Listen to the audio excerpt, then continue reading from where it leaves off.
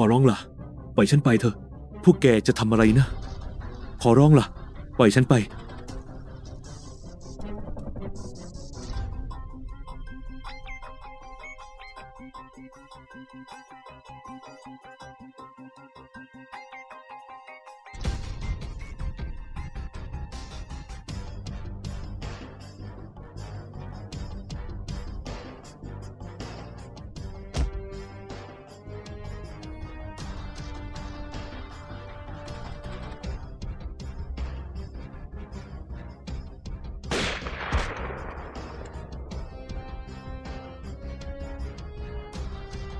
นี่สิอยากมีสภาพเหมือนมันใช่ไหมหนีสิ ไม่หนี ไม่หนีแล้วหุบปาก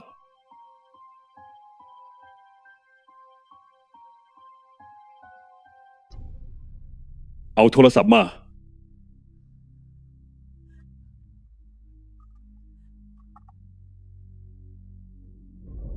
เก่งดีรู้จักแจ้งตำรวจด้วย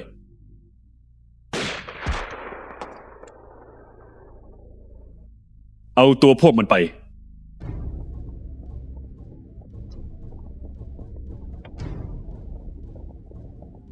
121 1234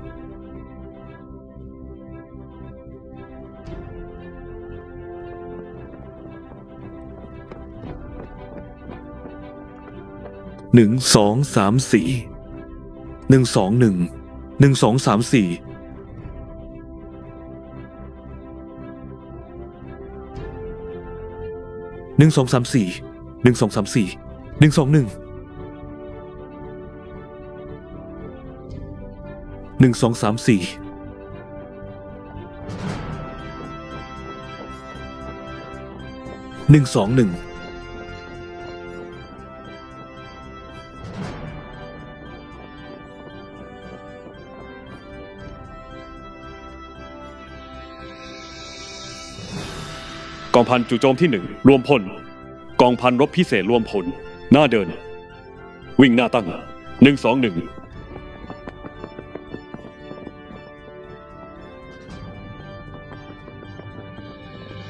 121แถวหยุด121แถวหยุดตามระเบียบพักแถวตรงทางขวาจัดแถวนิ่งตามระเบียบพักแถวตรง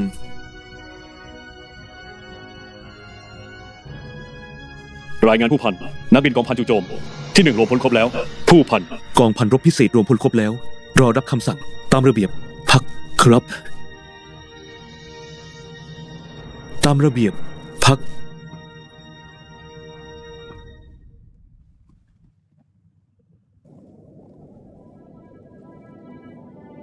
ฟังทางนี้ตามระเบียบพักต่อไปจะมอบหมายภารกิจให้แต่ละกองร้อยภารกิจการรบระยะที่1ระยะที่1ตามระเบียบพัก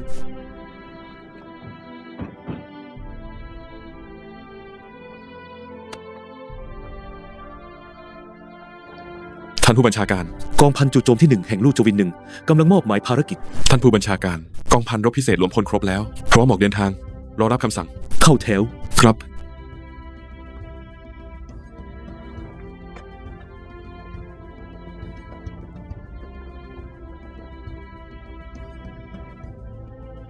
ทั้งหมดแถวตรงตามระเบียบพักสหายทหารตามระเบียบพักต่อไปผมจะประกาศคำสั่งการรบใหม่ยกเลิกแผนการซ้อมรบลู่จวิน1ถอนตัวจากการซ้อมรบสหายทหารเมื่อคืนตอนเที่ยงคืน20ถึงเที่ยงคืน50นาทีหมู่บ้านหงเหลียวที่ห่างจากเราไป130กิโลเมตรถูกกลุ่มผู้ก่อการร้ายบุกโจมตีทำให้ชาวบ้านผู้บริสุทธิ์บาดเจ็บล้มตาย20คนและจับตัวชาวบ้านจำนวนหนึ่งหนีเข้าไปในหุบเขาเตรียมหลบหนีออกนอกประเทศเบื้องบนมีคำสั่งให้หน่วยซ้อมรบแบ่งกำลังพลเข้าร่วมปฏิบัติการไล่ล่าเนื่องด้วยความพิเศษ และความเร่งด่วนของปฏิบัติการกองบัญชาการซ้อมรบตัดสินใจว่า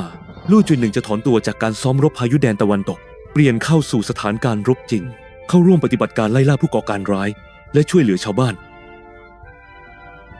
ทราบหรือไม่ทราบ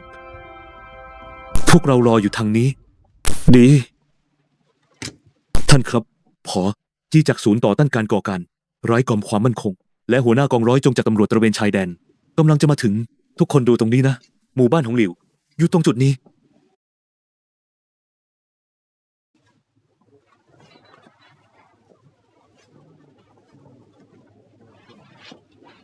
เราหยวนจำตำแหน่งนี้ไว้ท่านสีผมมีข้อเสนอเล็กๆน้อยๆไม่รู้ควรพูดไหมพูดมาสิตรงนี้ไม่มีคนนอกการที่เรายกเลิกภารกิจซ้อมรบกระทันหันจะทำให้กองทัพซีเขาเคว้งหรือเปล่าไม่หรอกมั้งกองบัญชาการใหญ่คงปรับแผนเองแหละคุณไม่ต้องไปห่วงแทนเขาหรอกไม่ใช่สิก็เพิ่งจะยกเลิกภารกิจเมื่อเช้านี้เองทางนั้นยังไม่รู้เรื่องเลยจะไปปรับเปลี่ยนการวางกำลังพลทันได้ยังไงวันนี้คุณเป็นอะไรเนี่ยภารกิจเร่งด่วนขนาดนี้ทำไมยังจะห่วงหน้าพะวงหลังอยู่ได้ไม่ใช่ภารกิจเร่งด่วนก็จริงแต่ทางนั้นพอได้แล้วเรื่องนี้คุณไปคุยกับผมจะเอาเองการประชุมวางแผนรบวันนี้เขาเป็นประธานผมจั่ว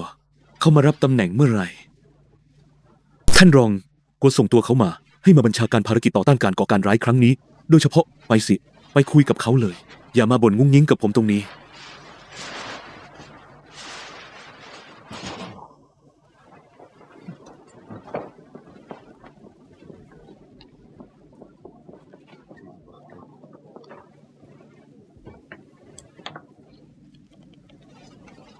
ผมจั่วผมมีเรื่องจะรายงานสักหน่อยมีเรื่องหรือมีข้อเสนอแนะหรือเป็นแค่ความคิดเห็นถือว่าเป็นเรื่องที่ต้องรายงานครับ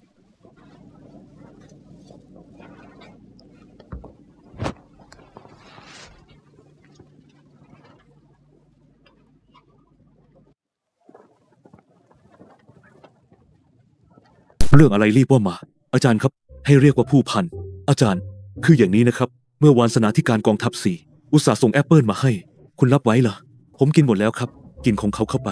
แล้วก็ต้องเกรงใจเขาคุณไปรับปากอะไรเขาไว้ล่ะก็ใช่ครับแต่ผมคิดว่าการที่ลู่จวินหนึ่งถอนตัวจากการซ้อมรบกระทันหันแบบนี้มันเท่ากับรอยแพร่กองทัพสี่เลยไม่ใช่เหรอครับพรุ่งนี้ภารกิจซ้อมรบของเขาสำคัญมากด้วยนั่นเป็นการบุกทะลวงแนวลึกของฝ่ายแดนเพื่อเข้ายึดพื้นที่433ถ้าไม่มีเฮลิคอปเตอร์ติดอาวุธคอยสนับสนุนทางอากาศไม่รอดแน่ๆครับแถมเมื่อคืนเขาเพิ่งจะเข้ามาตกลงแผนการรบร่วมกับผมเรียบร้อยแล้วด้วยจู่ๆวันนี้มาทิ้งเขาไว้กลางทางแบบนี้สมองคุณมีปัญหาหรือไงเดี๋ยวปัดแต่ให้ตอนนี้ลู่จวินหนึ่งต้องไปเข้าร่วมภารกิจต่อต้านการก่อการร้ายของจริงทางนั้นเหมือนแค่ซ้อมรบเรื่องไหนหนักเรื่องไหนเบาคุณแยกแยะไม่ออกเหรอแยกแยะบ้าบออะไรล่ะไม่ใช่นะอาจารย์ครับล้อมปราบผู้ก่อการร้ายไม่จำเป็นต้องจัดเต็มขนาดนั้นมั้งครับล้อมปราบผู้ก่อการร้ายคือภารกิจอะไร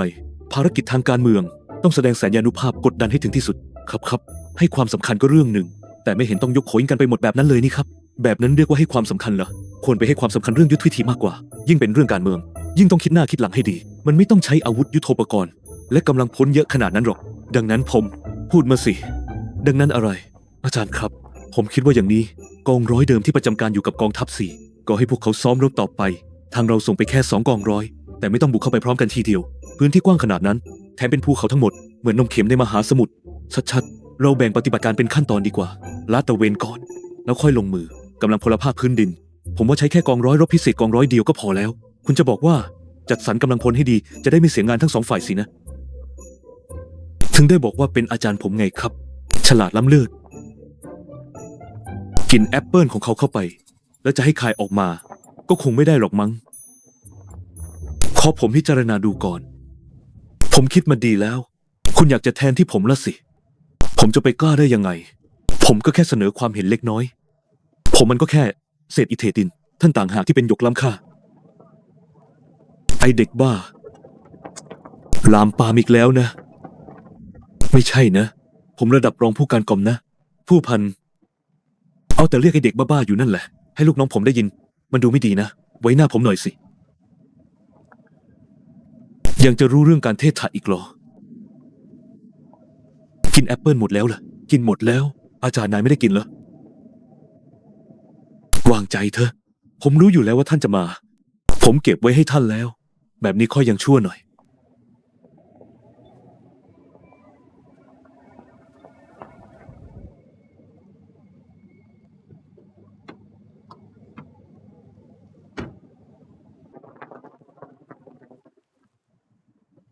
ท่านนี้คือผู้การกองพลจู่โจมทางอากาศจั่วตงจวินผู้การจั่วท่านนี้คือหัวหน้าจีจากศูนย์บัญชาการต่อต้านการก่อการร้ายกรมความมั่นคงสาธารณะรองผู้บัญชาการกลัวมาถึงแล้วรอพวกคุณอยู่พอดีเชิญ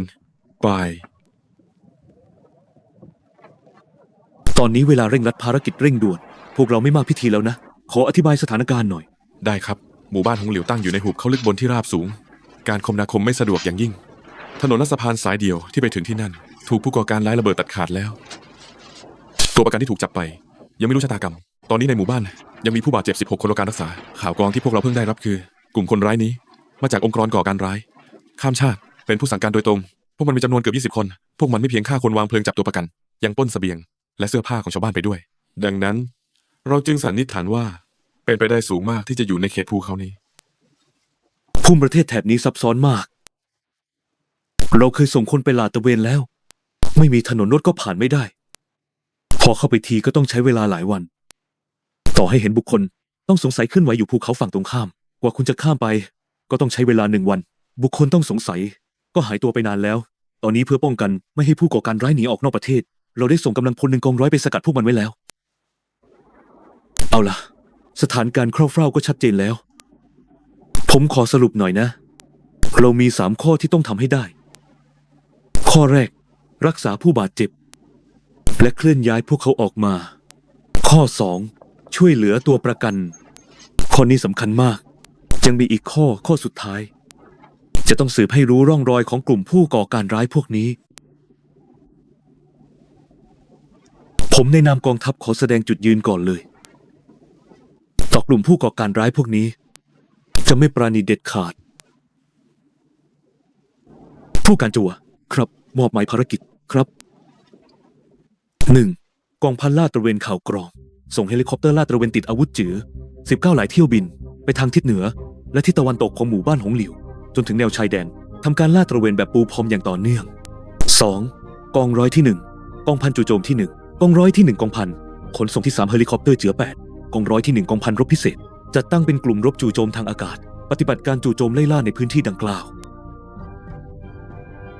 3. กองร้อยที่2กองพันขนส่งที่3กองร้อยที่2กองพันรบพิเศษหน่วยแพทย์กองพลจะตั้งเป็นกลุ่มกู้ภัยนำเวชภัณฑ์และสิ่งของบรรเทาทุกข์บางส่วนโดยตัวลงสู่หมู่บ้านหงเหลียวอย่างรวดเร็ว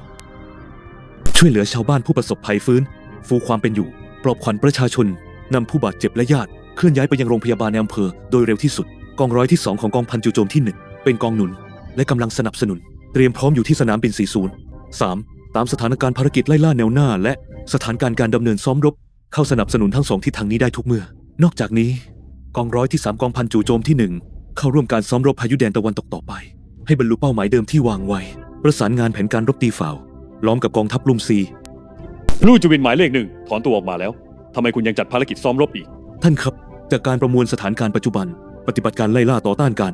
ก่อการร้ายไม่จำเป็นต้องใช้เฮลิคอปเตอร์ติดอาวุธมากขนาดนี้เราสามารถแบ่งกำลังโผล่บางส่วนไปทำภารกิจซ้อมรบที่กำหนดไว้ได้อีกทั้งปฏิบัติการไล่ล่าครั้งนี้เป็นเหตุฉุกเฉินข้อมูลข่าวกรองมีจำกัดอย่างยิ่งร่องรอยของคนร้ายลึกลับซับซ้อนมากต้องทำการลาดตระเวนอย่างละเอียดก่อนแล้วค่อยลงมือโจมตีอย่างแม่นยำปิดล้อมกวาดล้างและจู่โจมช่วยเหลือตกลงผมเห็นด้วยกับแผนนี้ต่อไปผมจะประกาศหน้าที่ในการจัดวางตัวผู้บัญชาการดังต่อไปนี้เจียงไห่ครับหยวนเจี้ยนสิงครับกลุ่มรบทางอากาศบัญชาการโดยเจียงไห่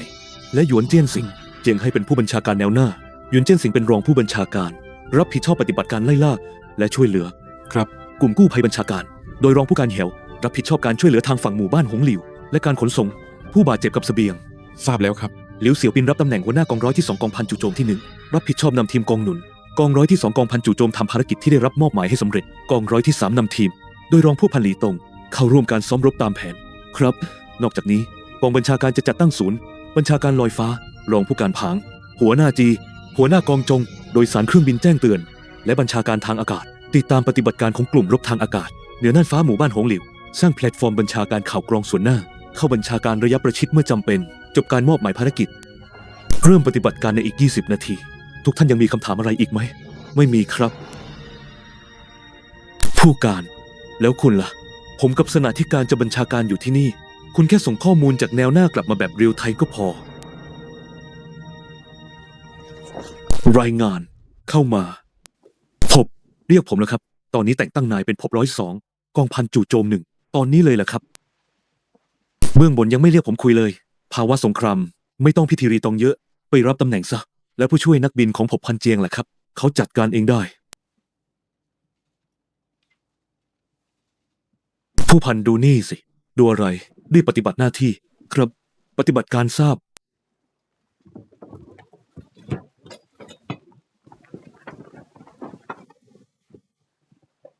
เมื่อไหร่จะส่งแอปเปิลมาให้ฉัน เดี๋ยวนี้แหละ เดี๋ยวนี้แหละ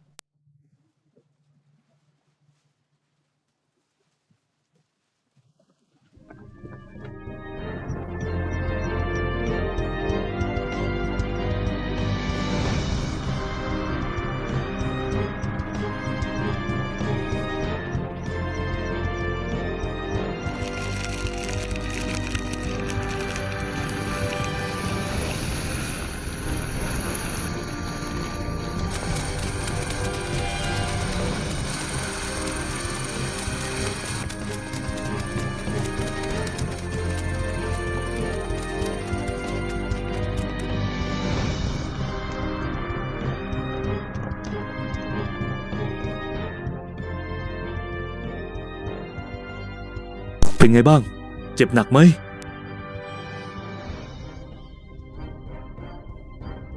พวกนายล่ะ สบายดีไหม ไม่เป็นไรนะ ไม่เป็นไร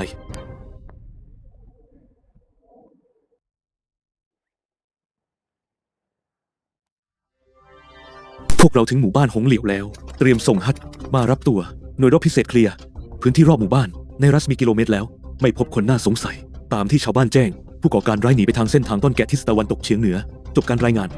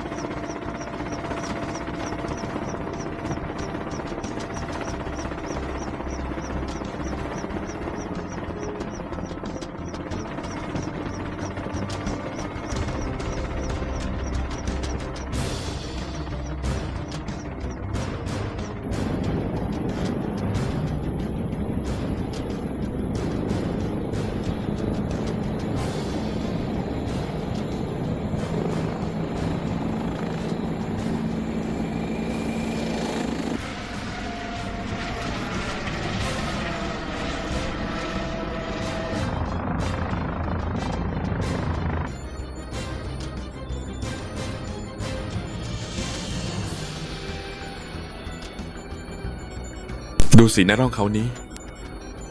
เคยมีคนเห็นของที่ผู้ก่อการร้ายทิ้งไว้ ที่นี่เคยเป็นทางต้อนสัตว์ย้ายถิ่น 10 กว่าปี ไม่มีคนใช้แล้ว เดินไปอีกก็เป็นเขตร้ายคน ชื่อหุบเขาหมีดำ 10 กว่าปีไม่มีใครเข้าไป ดี เน้นลาดตระเวนทิศทางนี้ หุบเขาหมีดำ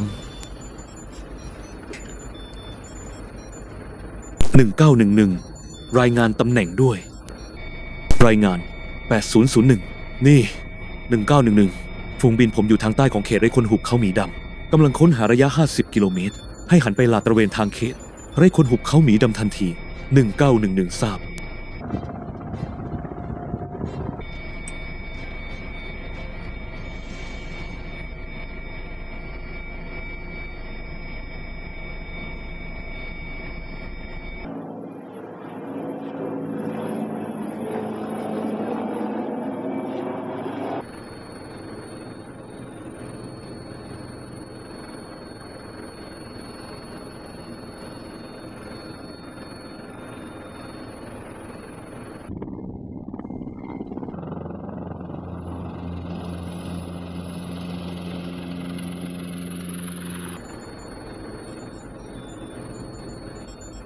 701 หน่วยลาดตระเวน1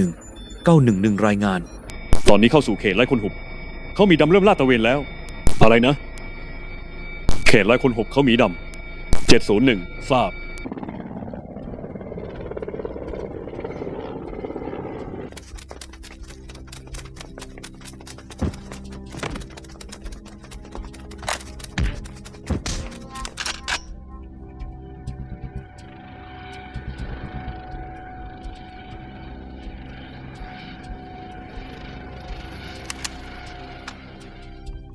ล่นหาที่ตายชัดๆ ฮะ ติดอาวุธนี่ สงสัยเราโดนเพ่งเล็งแล้ว เป้าหมายเราใหญ่เกินไป ไปทางลัด ลุกขึ้นไป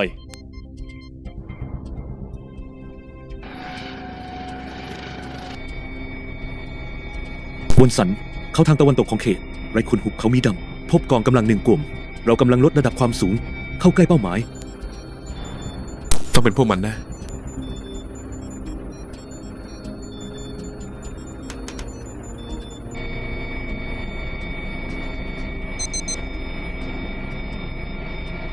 1911701รับทราบ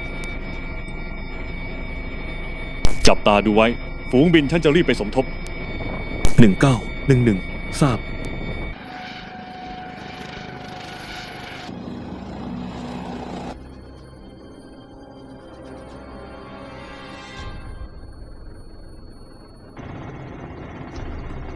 ทุกหน่วยทราบ เตรียมพร้อมรบ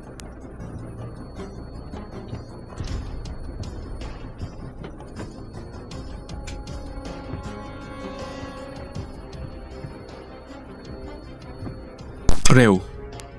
รีบไป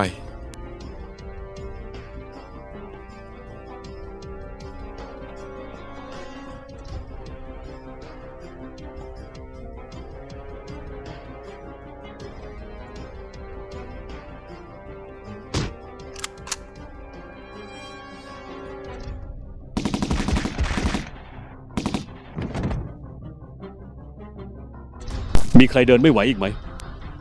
ไป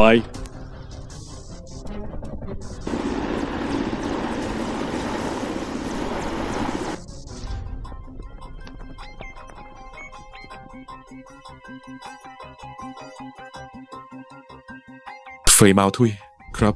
นำทีม 2 อ้อมไปทางขวา ทราบ งูหางกระดิ่ง ครับ นายนำทีม 3 อ้อมไปทางซ้าย ทราบ ทีม 1 ตามฉันมา ออกเดินทาง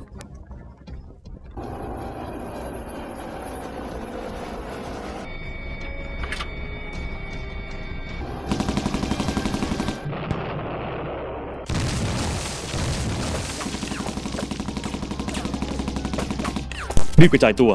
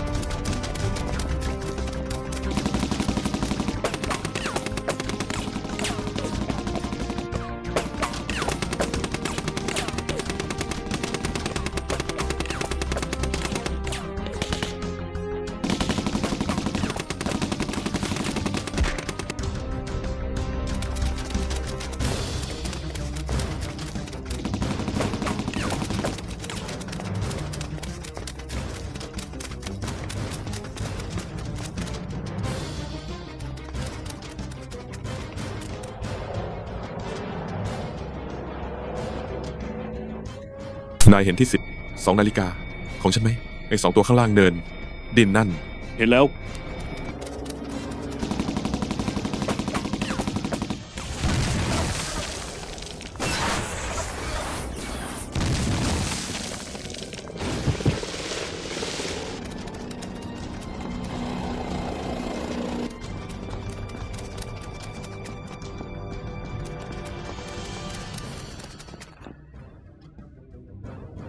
ผู้ก่อการร้ายต้องหนีไปทางนี้แน่ ทบพัน ทางนี้พบผู้ก่อการร้าย1 คน แมกกาซีนปืนที่ทิ้งไว้ พวกมันน่าจะลงไปก้นหุบเขาแล้ว ทราบ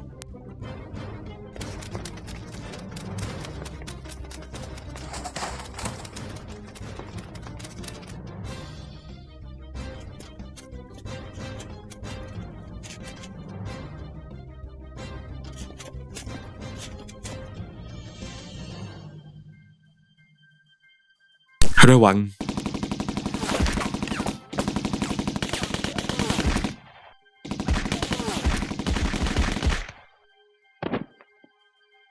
เสียหวัง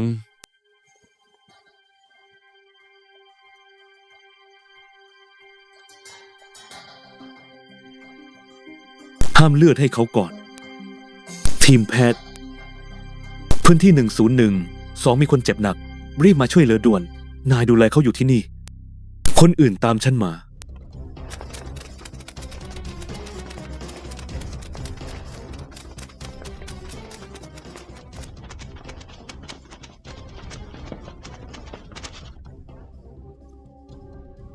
พี่ครับ พี่ครับ พี่ครับ รายงาน นี่เฟยเมาทุย พบคนเจ็บ1 ราย ส่งคนมาช่วยด่วน พี่ครับ พวกพี่ถูกจับไปกี่คน กี่คน 4 คน จวนสารเป้า นี่เฟยมาทุย ผู้ก่อการร้าย ยังมีตัวประกันอีก 4 คน รับทราบ นี่จวนสารเป้า ผู้ก่อการร้าย มีตัวประกันอีก 4 คน ทราบ ภาคพื้นดิน และทางอากาศขยายขอบเขตค้นหา รับทราบ ทุกคนฟัง เดินหน้าต่อ ขยายขอบเขตการค้นหา ทราบ นาย2 คนรอความช่วยเหลืออยู่ที่นี่ ครับ คนอื่นตามฉันมา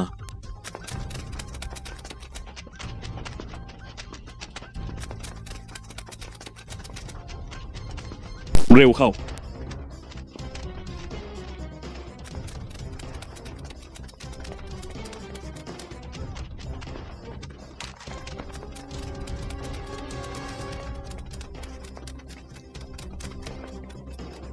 ขังพวกมันไว้ในบ้าน เข้าไป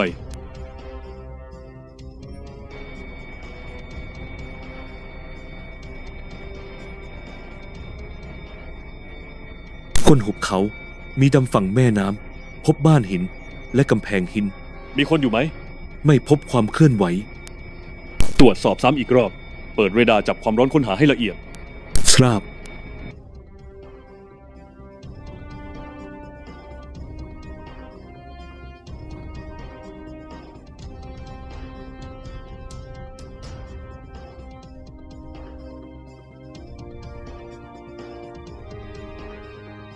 เฝ้าให้ดีนะครับ พี่น้อง ตื่นตัวไว้ ดี กล้องส่องทางไกล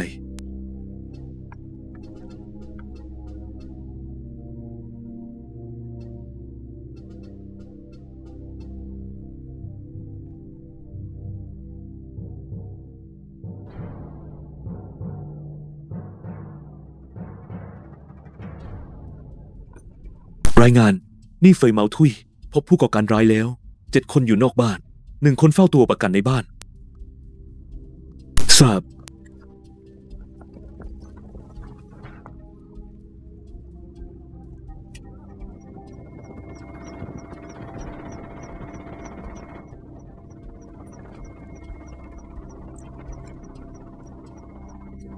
เอาตามนี้ ฉันจะกลับไปกองบัญชาการลอยฟ้าก่อน ขึ้นบัญชาการบนฟ้า เฟยเมาทุย งูหางกระดิ่ง พวกนายคุมคนเฝ้าระวังวงนอกต่อไป มีอะไรให้รีบรายงานฉัน ทราบ สไนเปอร์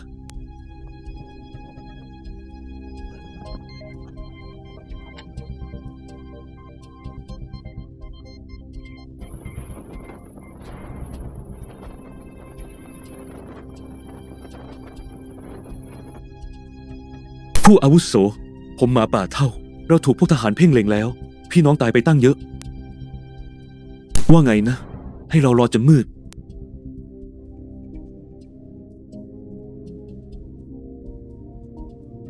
บัดซบ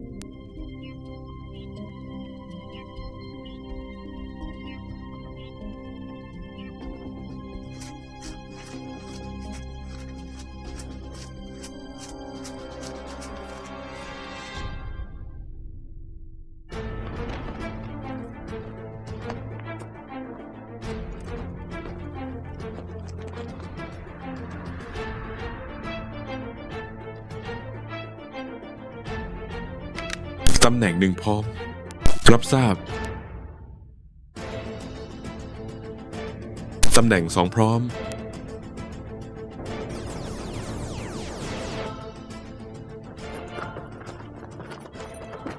เป็นไงบ้าง ล็อกเป้าหมายแล้ว วิทยุ รายงาน นี่เฟยเมาทุย เลเซอร์ชี้เป้าแล้ว 701 ต้องรับรองความปลอดภัยชาวบ้าน ห้ามบุกสุ่ม4สุ่ม5 701 ทราบ เหลาหยวน ต้องรับรองความปลอดภัยชาวบ้าน ห้ามบุกสุ่ม4สุ่ม5รู้นะว่าต้องทำไง 701 แผนโจมตีมีดังนี้ ขั้นแรก ให้สไนเปอร์หาทางจัดการ ผู้ก่อการร้ายในบ้าน ขั้นที่ 2 หน่วยสร้างเหวย หัวใช้เลเซอร์ชี้เป้า เป้าหมายที่กำแพงเตี้ยนนอกบ้าน ขั้นที่ 3 ฮัตจู10 โจมตีจากระยะไกล ขั้นที่ 4 สร้างเหวยหัวใช้ ระเบิดแสง และระเบิดควันคุ้มกัน เริ่มบุกครั้งสุดท้าย ปฏิบัติการทันที ทราบ ทราบ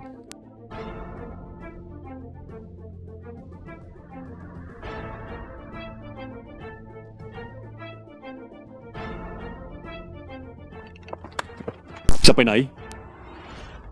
ห้องน้ำอะไร จับตาดูให้ดี ได้จังหวะก็ยิงเลย รับทราบ รับทราบ ทุกหน่วยเลือกเป้าหมายเอง จัดการให้เรียบ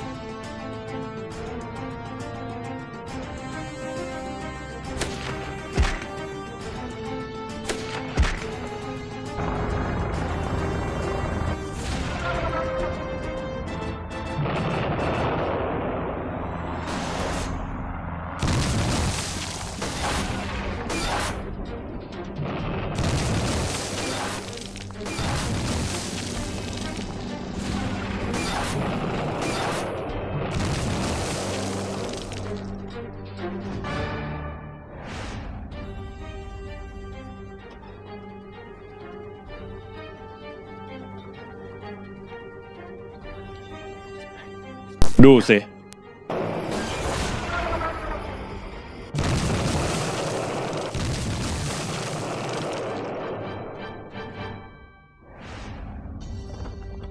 ห้ามขยับ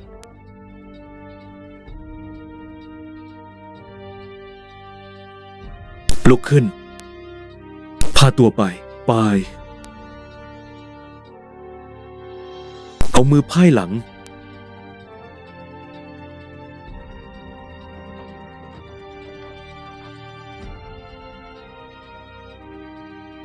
สวยงาม ดี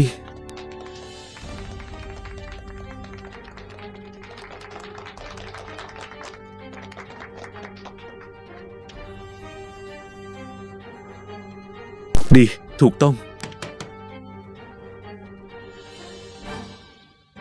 ยกมือขึ้น พาตัวไป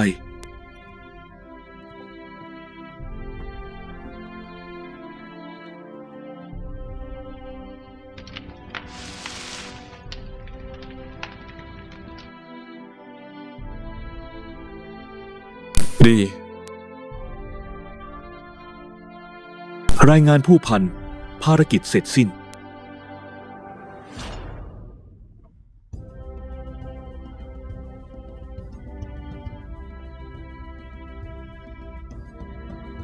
เก คือเจ้าหมาป่าเท่านั้นสินะ ใช่ พาตัวไป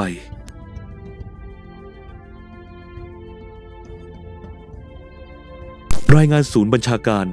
ฉันคือจ้วนซานเป้า ภารกิจเสร็จสิ้น ช่วยตัวประกันได้แล้ว เตรียมถอนกำลัง สำเร็จแล้ว เยี่ยมไปเลยสำเร็จแล้วยินดีด้วย เยี่ยมมากสำเร็จแล้ว สาวๆพวกเรากลับฐาน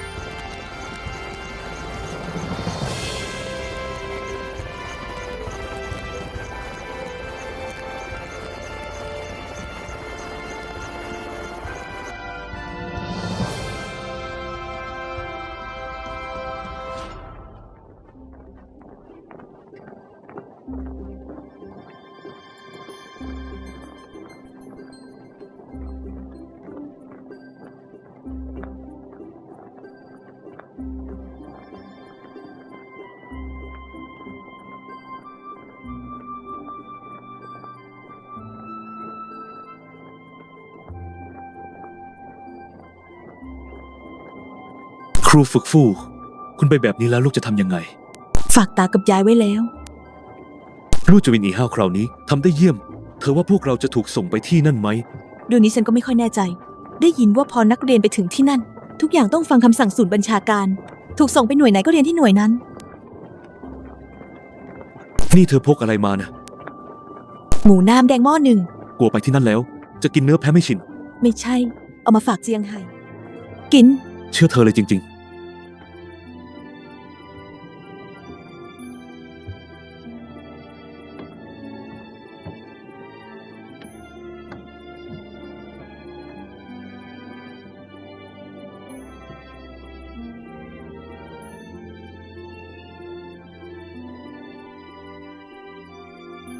กองร้อยของหลิวเสี่ยวปินขึ้นบินแล้ว การบุกของกองทัพซีดู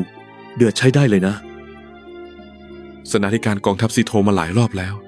หวังว่าเจือ10ของเราจะออกปฏิบัติการบ่อยขึ้น การวางกำลังเดิมของพวกเขามีปัญหา แนวรบยืดออกไปยาว เกินตะวันตกไม่มีกองพันปืนใหญ่กำลังยิงตามไม่ทันแน่นอน ตอนนี้รู้ซึ้งถึงความเจ๋งของกองบินทหารบกเราแล้วสินะ เจอปัญหา ก็เรียกกองบินทหารบก คุณคิดยังไง ถึงให้หลิวเสี่ยวปินไปคุมกองร้อย2เขาจะอยู่ข้างกายเจียงให้นานเกินไปไม่ได้ ต้องรีบยืนด้วยลำแข้งตัวเองให้เร็วที่สุด ตอนนั้นเจียงไห่ตามคุณมากี่ปี ก็แค่1 ปี ตอนแรกเขาไม่ยอมไป ฉันเลยออกคำสั่งแต่งตั้งหัวหน้ากองร้อยให้เขา ไม่ไปก็ไม่ได้ ผลคือทำได้ดีเลยทีเดียว ไม่กี่วันก็รู้จักคิดเผื่อลูกน้องแล้ว และยังเข้ากับสหายคนอื่นได้ดีขึ้นด้วย ไม่งั้น เขาเอาแต่คิดโดยยึดอาจารย์เป็นศูนย์กลางตลอด แบบนั้นก็เสียคนพอดี คุณพูดถูก ใช่คนเก่งไม่ใช่ ผลไม้บนต้นไม้ ที่ต้องรอให้สุกก่อนค่อยไปเด็ด คนเก่งด้านการรบต้องดัน ไปใช้ในแนวหน้า ไม่อย่างนั้นเกิดพรุ่งนี้รบกันขึ้นมา ในมือเรามีแต่พวกมือใหม่ คุณไม่มืด8 ด้านแย่หรอ พบผลน้อยจั่วท่านครับ ภารกิจเป็นไงบ้าง ภารกิจกวาดล้างผู้ก่อการร้ายเสร็จสิ้นแล้วกำลังบินกลับครับ การซ้อมรบร่วมกับกองทัพซีอีกครึ่งชั่วโมงก็จะจบแล้ว ยอดเยี่ยม ท่านครับ วันนี้ลูกจะวินอีห้าวเข้าร่วมปฏิบัติการต่อต้านการก่อการร้ายจริงเป็นครั้งแรกบทบาทกองบินหารบกโดดเด่นมากอธิบดีกรมตำรวจโทรมา จะขอความดีความชอบให้กองทัพตอนนี้ไม่ใช่เวลามาขอความดีความชอบฟังนะ รวมพลเสร็จแล้วให้เคลื่อนย้ายทันทีเคลื่อนย้ายไปไหนครับ เป้าหมายเขตยุทธบริเวณตะวันออกเฉียงใต้ ฐานฝึกเจคำสั่งจากศูนย์บัญชาการใหญ่ลู่จวินอีห้าวต้องไปถึงภายใน2 วัน อีกอย่างของกองพันจู่โจม2เจือ19ดัดแปลงเสร็จเรียบร้อยแล้วให้ผางเวกลับไปสักรอบเอากองร้อยนี้ลาไปซ้อมที่หน้างานให้ฉันด้วยครับผมท่านครับ2 วันต้องไปถึงอย่างช้าที่สุด 2 วัน ท่านครับ ภารกิจเป็นไงบ้าง ภารกิจกวาดล้างผู้ก่อการร้ายเสร็จสิ้นแล้วกำลังบินกลับครับ การซ้อมรบร่วมกับกองทัพซีอีกครึ่งชั่วโมงก็จะจบแล้ว ยอดเยี่ยม ท่านครับ2 วันต้องไปถึงอย่างช้าที่สุด ก่อนพลบค่ำวันนี้ต้องออกเดินทาง พูดถูกแล้ว คืนนี้ต้องออกเดินทาง เพราะพบตานโทรมาอีกสาย ให้คุณกลับไปหา กองทัพกองพลน้อย การบินทหารบอกจะก่อตั้งพรุ่งนี้ ฉันก็จะไปเหมือนกัน ท่านครับ รองผผางจะไปผจั่วก็จะไป ขบวนใหญ่ขนาดนี้ต้องเคลื่อนย้าย มีปัญหาก็ต้องแก้ คำสั่งต้องปฏิบัติ ครับผม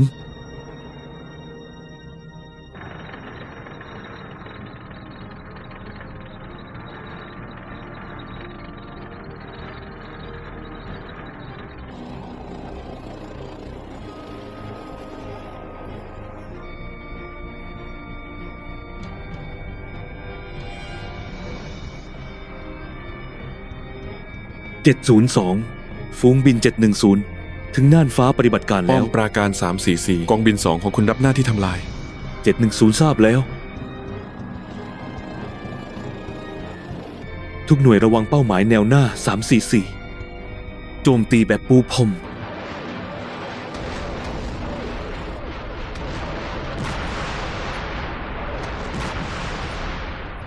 วันนี้สะใจจริง รองผบผาง กลับเถอะ ๆ ผมจะรอพวกเจียงไห่ มีอะไรทำไม ต้องคุยที่สนามบินด้วย กินข้าว เสร็จค่อยคุยก็ได้ พวกนายไม่เข้าใจหรอก ผมจะกอดเจียงไห่ให้แน่นๆเลย ทนพวกคุณไม่ไหวแล้ว งั้นเราไม่ดูฉากสวีทของพวกคุณแล้วนะ พวกเราไปก่อนนะ กลับก่อนละ กลับไปเถอะ ไปแล้วนะรองผบผาง รองผบผาง งั้นพวกเราไปก่อนนะครับ ทั้งสองท่านลำบากแย่เลย สวัสดี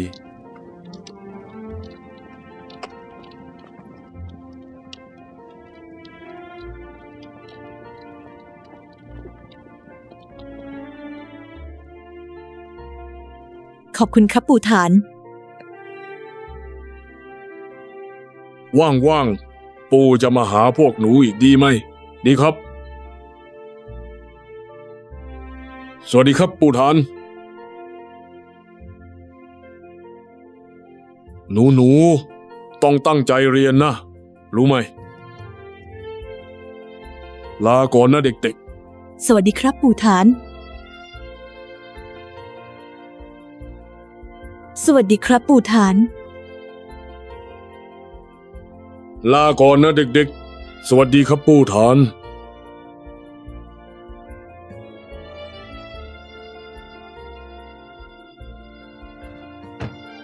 ท่านประธาน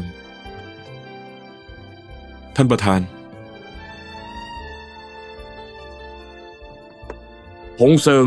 ท่านประธาน คุณมาโผล่ที่นี่ได้ไง ผมไปที่ท่านคุมเรื่องทรายมา พวกเขาบอกว่าท่านมาบริจาคคอม ให้โรงเรียนแห่งความหวังอีกแล้ว ผมเลยตามมาที่นี่ โครงการโดรนของคุณวิจัยไปถึงไหนแล้ว ก็พอได้ครับ ทำไม มีธุระอะไรกับผม มีเรื่องอยากคุยกับท่านเป็นการส่วนตัว ถ้าไม่รีบกลับโรงแรมค่อยคุยกัน ถ้าคุณรีบ เราก็คุยกันตรงนี้เลย ดูสิ ดีแค่ไหน ภูเขาสวยน้ำใส ครับ ได้ยินว่าท่านประธานผูกพันกับชนบทมาก ใช่ คนจีนอย่างเราบรรพบุรุษใคร ไม่ใช่ชาวนาบ้าง จริงไหม ผมก็เป็นชาวนาแท้ๆคนหนึ่ง จะบอกให้นะ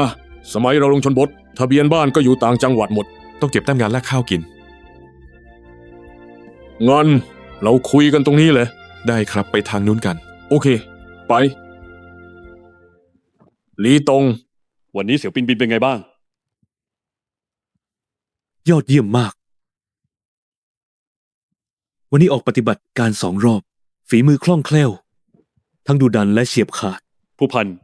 ให้ความรู้สึกแบบอาจารย์ดีสิทธิ์ก็เด่น แน่นอน ไม่ดูซักก่อนว่าลูกศิษย์ใคร ผู้พัน คุณชมเกินไปแล้ว งั้นคืนนี้ต้องฉลองเรื่องนี้กันหน่อย ใช่ เลี้ยงเลย อาจารย์ คนอื่นพูดยังพอว่า คุณยังจะพูดอีกเหรอ ฉันกำลังเซ็งอยู่เนี่ย แกล้งไขสือกับฉันเหรอ วันเดียวเขาเป็นทั้งหัวหน้าฝูงทั้งกัปตัน วันเดียวออกปฏิบัติการตั้ง2 รอบ ยังไม่สะใจอีกเหรอ ฉันเสียดายที่ไม่ได้ไปจัดการผู้ก่อการร้ายพร้อมคุณ ฉันได้ยินมาหมดแล้ว พวกคุณลุยจริงเจ็บจริงสะใจจะตาย การรบจริง ชาบูเนื้อแพะ เสี่ยงจีย่าง ชาบูเนื้อแพะ ผู้พันเจียง คุณคงไม่รู้สินะ ต้องย้ายฐานด่วนแล้ว ย้ายฐานเดี๋ยวนี้ ไปไหน เขตสงครามตะวันออกเฉียงใต้ฐาน SI เพิ่งได้รับแจ้งให้ออกเดินทางเย็นนี้ จบกัน งั้นไม่ต้องกินชาบูเนื้อแพ้แล้ว เสี่ยงจีย่างก็อด รีบกลับกองพันเถอะ ขอบคุณ ย้ายฐานด่วน ออกล้นเลยครับผมกับเจิ้งเหวยวางใจได้ ฉันรับประกันภารกิจสำเร็จ จะพากองพัน2ฝูงบินหนึ่งไป ถึงฐานฝึกเจออย่างปลอดภัย ไปล่ะเราผาง เดินไปทางนี้นะ ฉันจะไปดูคนเจ็บหน่อย โชคดี พ้นขีดอันตรายแล้ว จะย้ายไปโรงพยาบาลศูนย์เขตสงครามทันที ยังไงก็ต้องไปดูหน่อย ไปเถอะ คุณตีความประโยคสุดท้ายของรองกูออกไหม ให้พวกเราทบทวนความยากลำบากอีกที คำพูดนี้มีในแฝง เข้าไปเถอะ ผู้พันกับหัวหน้ากองกำลังจะมาถึงแล้ว ไป น้ำเกลือใกล้หมดเรียกฉันนะ ผู้พัน ฉันไม่เป็นไร คุณไปทำงานเถอะ อย่าบอกพ่อแม่ฉันนะ เสี่ยวหวัง อย่าคิดมาก เดี๋ยวเราจะย้ายนายไปโรงพยาบาล ศูนย์เขตสงคราม ภารกิจหลักของนายตอนนี้คือรักษาตัวให้ดี วางใจเถอะ อีกไม่นานก็หายดี รองผบผล ผาง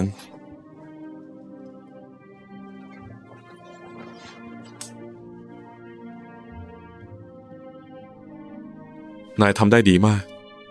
เสี่ยวหวัง ตอนนี้ฉันแจ้งนาย อย่างเป็นทางการได้แล้ว กองพลตัดสินใจเสนอชื่อนายรับความดีความชอบชั้น 2 ดอกไม้นี้เอามาจากไหน เพิ่งเด็ดมาจากตรงโน้น เข้าท่าดีนี่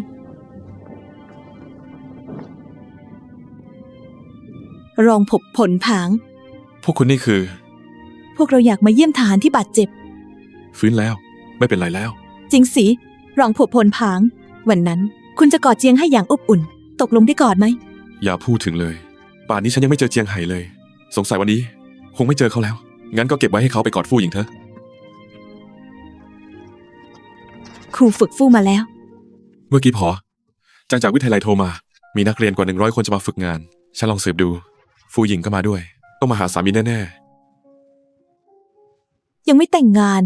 เรียกสามีได้ไง ๆ ครับ งั้นคุณเรียกว่าอะไรล่ะ ลองผบผลผาง เดี๋ยวนี้คุณคารมคมคายขึ้นเยอะนะ พวกเราเข้าไปก่อนนะ ลาก่อนรองผบผลผาง คามาดีขึ้นเยอะเลย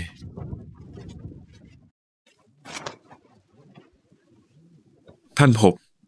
ได้ยินว่าจะย้ายฐาน เย็นนี้ก็ย้ายแล้ว เวลาจนตัวมาก เจิ้งเหวย มีใบชาไหม มีอยู่ห้องนั้น ที่กวนอิม จะชงเท่าไหร่ใส่เองเลย ท่านผบ เราจะไปยังไง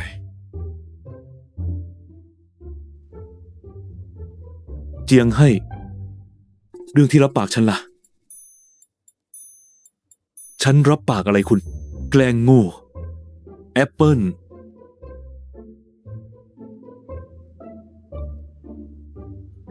เกิดอะไรขึ้น ทำไมเขาไม่จบเรื่อง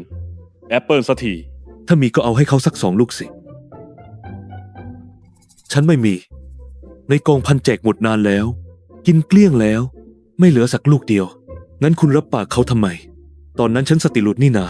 เขาขออะไรฉันก็รับปากหมด ฉันลืมเรื่องนี้ไปนานแล้ว ใครจะคิดว่าระดับผบพลจะมาตื้อ เอาแอปเปิลแค่2 ลูกไม่เลิก คุณว่าตอนนี้จะให้ฉันไปหาที่ไหน คุณเนี่ยนะ เตรียมรับกรรมเถอะ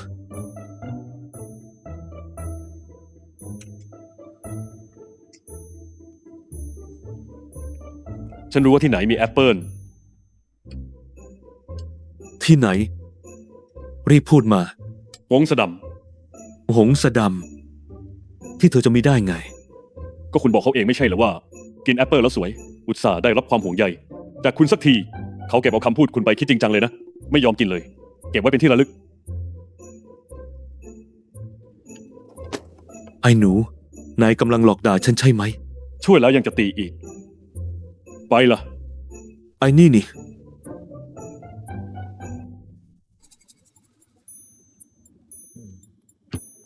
หงเซิง ฉันก็ว่าจะสร้างสะพานตรงนี้ วันหลังเด็กๆไปโรงเรียนจะได้ไม่ต้องอ้อมไกล ใช่ครับ มานั่งสิ ครับ หงเซิง สิ่งที่จือเวยทำมันผิดมหันต์เกิดเรื่องแบบนี้ขึ้น ฉันรู้สึกปวดใจมาก และขายหน้ามากด้วย นี่เป็นสิ่งที่ฉันคิดไม่ถึงเลยจริง ท่านประธาน ผมคิดว่าเรื่องนี้ร้ายแรงมาก จิวเวย์ไม่รู้เรื่องเลย ตั้งแต่ต้นจนจบ ผมเลยต้องบอกความจริงทั้งหมดกับท่าน ๆหงเซิง เรื่องนี้ เธอน่าจะบอกฉันตั้งนานแล้ว เอาเถอะตั้งแต่วันนี้ไปเรื่องลูกสาวฉันจะจัดการเอง พวกเธอก็ทำงานตามแผนเดิมต่อไปเถอะเงิน60 ล้านนี้เดิมทีก็เป็นเงินบริษัทฉันลูกยาเองก็เป็น ผู้จัดการบริษัทลูกของฉันถ้าพวกเธอยังต้องการเงินทุนหมุนเวียนฉันลงทุนเพิ่มไม่ได้นะ ขอบคุณครับท่านประธาน พวกเราไม่ต้องการแล้วครับ โครงการไฮเทค เพื่อการทหารและพลเรือนของเรา ได้สิทธิบัตรระดับชาติแล้ว กู้ธนาคารไม่มีปัญหาครับ ที่มาหาท่านครั้งนี้ ผมแค่อยากคุยเรื่องหนึ่ง เงิน60 ล้านที่ท่านลงทุนไป จะให้จัดการยังไงครับ ฉันอยากฟังความเห็นพวกเธอก่อน สิทธิบัตรของเราจะตีเป็นหุ้น ร่วมลงทุนในรูปแบบหุ้นส่วน ก่อตั้งองค์กรวิจัย และผลิตโดรนแห่งใหม่ เน้นพัฒนาสินค้าแบบกึ่งทหารกึ่งพลเรือน ถ้าท่านอยากได้เงิน60 ล้านคืน พวกเราจะคืนให้ภายใน1 ถึง 2 ปี คืนเงินก้อนนี้ให้หมดครับ ถ้าจะถือเป็นการลงทุน ท่านจะได้หุ้น 30% เป็น1 ใน 3 ผู้ถือ หุ้นใหญ่ โอเคงั้นฉันขอพูดความคิด ฉันบ้าง อย่างแรก ฉันไม่ต้องการหุ้น 30% อะไรนั่น อย่างที่สองฉันไม่อยากเป็นผู้ถือหุ้นของพวกเธอ อย่างที่สามฉันคิดว่าจะไม่เอาเงินก้อนนี้คืนด้วย ถือซะว่า โยนทิ้งน้ำไป ท่านประธาน ผมไม่เข้าใจความหมายของท่าน เอาล่ะงั้นฉันจะพูดให้ชัดเจนกว่านี้หน่อย ตัวฉันเนี่ยนะ หลังจากทำธุรกิจสำเร็จก็ไม่ได้กอบโกยเงินในประเทศอีกเลย ครึ่งชีวิตหลัง ฉันจะกวาดแต่เงินชาวต่างชาติ แล้วเงินที่ได้มา ก็จะใช้กับมาตุภูมิของฉันให้หมด และพัฒนาชนชาติของเรา ถ้าใช้คำทันสมัยหน่อยก็คือ นี่แหละความฝันแบบจีนของฉัน ดังนั้นเงินก้อนนี้สำหรับฉันก็เหมือนบริจาคสร้างโรงเรียนแห่งความหวังไปไม่กี่แห่ง ฉันไม่สนหรอกว่า สุดท้ายพวกเธอจะสำเร็จไหม ฉันสนแค่ว่าพวกเธอ ได้ลงมือทำแล้ว แค่นั้นเอง ท่านประธาน ผมเข้าใจนิสัย และอุดมการณ์ของท่าน แต่นี่มันเป็นเรื่องธุรกิจนะครับ อีกอย่าง60 ล้าน ก็ไม่ใช่เงินน้อย 10 ปีมานี้ฉันบริจาคในประเทศไป สร้างโรงเรียนแห่งความหวังไป100 กว่าแห่งแล้ว ฉันไม่หวังผลตอบแทนอะไรเลย ขอแค่เห็นเด็กๆสะพายกระเป๋ากระโดดโลดเต้นวิ่งเข้าห้องเรียน ฉันก็พอใจแล้ว ในโครงการฟื้นฟูพื้นที่ทะเลทรายนับร้อยตารางกิโลเมตร ฉันลงทุนไป1,000 กว่าล้าน ฉันไม่ขอคืนแม้แต่บาทเดียว ยกให้รัฐบาลท้องถิ่นทั้งหมด เธอรู้ไหมว่าทำไม ๆ ไม่ทราบครับ พ่อฉันเป็นทหารปาลูกเก่า เคยผ่านสงครามต้านญี่ปุ่น สงครามปลดแอก พอจีนใหม่ตั้งขึ้น ก็ไปรบในสงครามเกาหลีพลีชีพในสมรภูมิฉางเจิ้นหู จนป่านนี้ยังไม่รู้เลยว่ากระดูกฝังอยู่ที่ไหน เธอลองบอกสิว่าเขาเสียสละไปเพื่ออะไร เพื่อเงินเหรอ ไม่ใช่ เขาทำเพื่อให้พวกเรามีความมั่งคั่งในวันนี้ และสังคมที่สงบสุข พูดตามตรงนะ ถ้าไม่มีนโยบายปฏิรูปเปิดประเทศ คนงานตกต่อยธรรมดาอย่างฉัน จะเป็นมหาเศรษฐีพันล้านอะไรนี่ได้เหรอ ฉันสำนึกบุญคุณแผ่นดินนี้ สำนึกบุญคุณประเทศชาติ และยิ่งภูมิใจในเชื้อสายจีนของฉัน หงเซิง เธอดูสิเท่าแก่อย่างฉันเนี่ย คนเดียวจะกินได้เท่าไหร่ จะแต่งตัวดีแค่ไหนเชียว ตายไปก็เอาอะไรไปไม่ได้ ฉันถึงบอกว่า เงินก้อนนี้ต่อให้โยนทิ้งน้ำอย่างน้อยก็ถือว่าทิ้งลงในน้ำของเมืองจีนเรา ถูกไหมล่ะ พวกเธอไม่ต้องคิดเรื่องผลตอบแทนให้ฉันหุ้นหรือชื่อเสียงอะไรหรอก มันจะมีความหมายอะไร ฉันโชคดีมากนะ ที่มีโอกาสหาเงินได้จำนวนหนึ่งแล้วก็ได้เอาเงินพวกนี้ ไปใช้ในงานที่ฉันสนใจหงเซิงเธอเป็นนักบินที่กองทัพปั้นมาต่อมาเธอลาออกมาขับฮอให้เท่าแก่ถึงฝีมือเธอจะดีมากและทุ่มเทกับงานแต่ฉันไม่ได้ดีใจไปกับเธอหรอกนะฉันคิดว่าเธอทำแบบนี้มันเสียแรงที่กองทัพปั้นมาทีหลังเธอทิ้งเงินเดือนสูงๆแล้วจากไปไปพัฒนาโดรนของเธออันนี้แหละที่ฉันชื่นชมการเลือกของเธอมากจำได้ไหมฉันเคยบอกเธอว่ามีปัญหาให้มาหาฉันได้เลยแต่เธอก็ไม่มา ท่านประธาน ผมก็ว่าเราครึ่งต้นแบบบินผ่านแล้ว ค่อยมาหา ไม่ เธอโกหกเธอพยายามจะไม่ยุ่งเกี่ยวกับจือเว่ยต่างหากแต่ต่อมาจือเว่ยก็ยังแอบเอาเงินมาลงทุนให้เธอ เรื่องนี้ฉันมารู้ทีหลัง ท่านรู้หมดแล้วเหรอครับ เดิมทีฉันแอบภาวนาให้พวกเธอ2 คนไปได้ดี ทั้งเรื่องรักและเรื่องงาน แต่วันหนึ่งฉันเห็นจือเว่ยจู่ๆก็กลับลอนดอนฉันก็รู้สึกทำแม่งๆแล้วและสาเหตุก็น่าจะอยู่ที่ลูกสาวฉันเอง ไม่ครับ ท่านประธาน ผมเองก็มีส่วนผิด จือเว่ยเขาเอาแต่ใจเพราะโตเมืองนอกมาตั้งแต่เด็กเป็นลูกเศรษฐีตามสูตร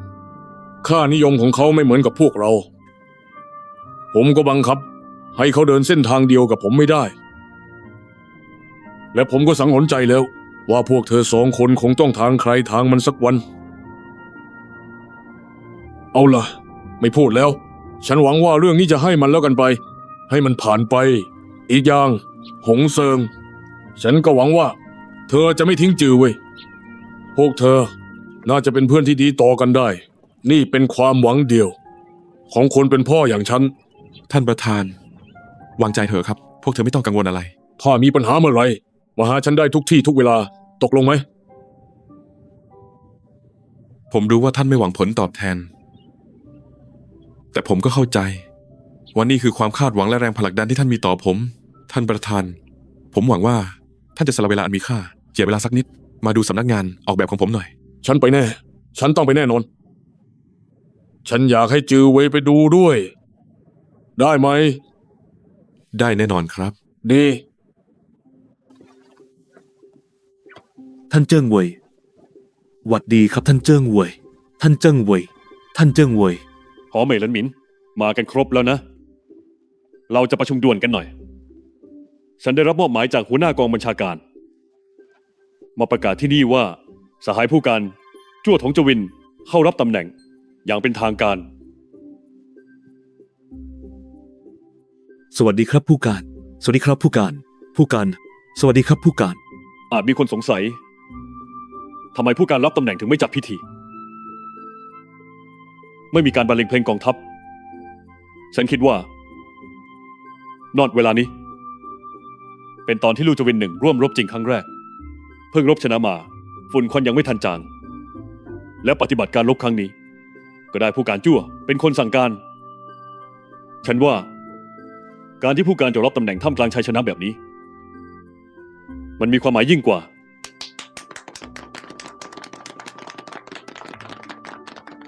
ทุกคนรู้กันแล้ว เราต้องย้ายฐานทันทีเพื่อเข้าสู่สมรภูมิใหม่ หลายวันมานี้เราเคลื่อนพลนับพันลี้ฝึกซ้อมกันไม่ได้หยุดพัก ทั้งซ้อมรบและปราบปรามผู้ก่อการร้าย นั่นสิ การตอบโต้ฉับไวและรบต่อเนื่องแบบนี้ คิดค้นยุทธวิธีใหม่ๆตลอดเวลาจิตวิญญาณที่มุ่งปฏิรูปการฝึกซ้อม คือจิตวิญญาณของลู่จวินหนึ่งชาติต้องการเมื่อไหร่เราต้องพร้อม เราก็ออกปฏิบัติการเมื่อนั้นชาติต้องการที่ไหนเราก็จะไปปรากฏตัวที่นั่นรองผู้การผังเว่ยกลับกองพลไปแล้วเพื่อเตรียมรับยุทโธปกรณ์ใหม่ตอนนี้ฉันขอประกาศคำสั่งแต่งตั้งใหม่แต่งตั้งเจียงให้เป็นรักษาการสนาธิการกองพลจู่โจมทางอากาศรับหน้าที่แทนรักษาการเสถผังเว่ยชั่วคราว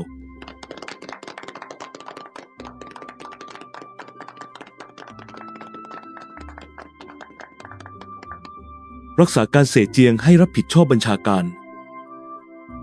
การเคลื่อนพลและการซ้อมรบป้อม ปราการ 2015 อีก3 ชั่วโมงจะออกเดินทาง แยกย้ายกันไปเตรียมตัวเถอะครับ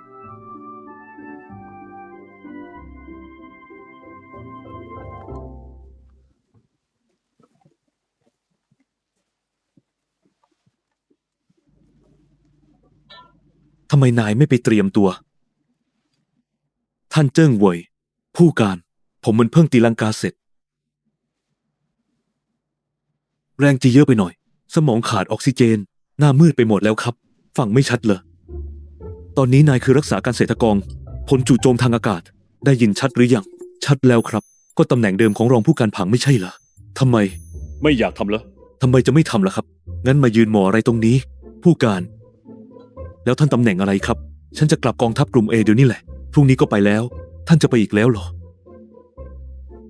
ท่านเป็นผู้การที่แปลกดีจริงนะ เขาลือกันว่า ตั้งแต่วันที่ท่านเป็นผู้การลู่จวิน1 ผมยังไม่เห็นท่านมาทำงานเลย วันนี้เพิ่งประกาศรับตำแหน่ง พรุ่งนี้ก็ชิ่งอีกแล้ว กองพระบินทหารบกของกองทัพกลุ่มเอจะก่อตั้งพรุ่งนี้ ผู้การคนใหม่เข้ารับตำแหน่งวันแรก นี่เป็นเรื่องใหญ่ของกองทัพกลุ่มเอ พรุ่งนี้ผู้การจั่วกับรองรัฐมนตรีกัว ต้องไปร่วมงาน เพื่อแสดงความยินดี พบตันโทรเรียกให้ฉันไป ฉันจะไม่ไปได้หรอ ต้องไปสิครับ วางใจเถอะ ฉันจะรอพวกนายที่ SJ ผู้การท่านจะไปเมื่อไหร่ ไม่ได้กินแอปเปิลสักคำจะไปได้ไง มีคนโม้ว่าเก็บไว้ให้ฉัน แล้วก็หมออีกว่า เดี๋ยวได้ คิดว่า คนอย่างจั่วถงจวินหลอกง่ายนักหรอ ฟังนะ คนอย่างจั่วถงจวินไม่ตะกละเรื่องอื่น แต่แพ้ทางของกินนี่แหละ ทราบครับ แมวแก่เปลี่ยนรสชาตินะเนี่ย ไม่ชอบกินปลา ดันชอบกินแอปเปิล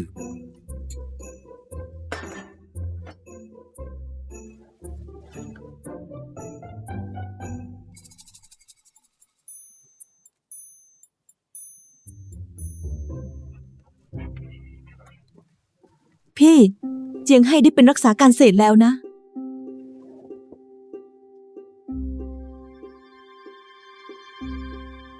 เป็นก็เป็นสิ เกี่ยวอะไรกับพี่ด้วย ปากบอกไม่เกี่ยว แต่ใจน่ะ เกี่ยวเต็มๆใช่ไหมล่ะ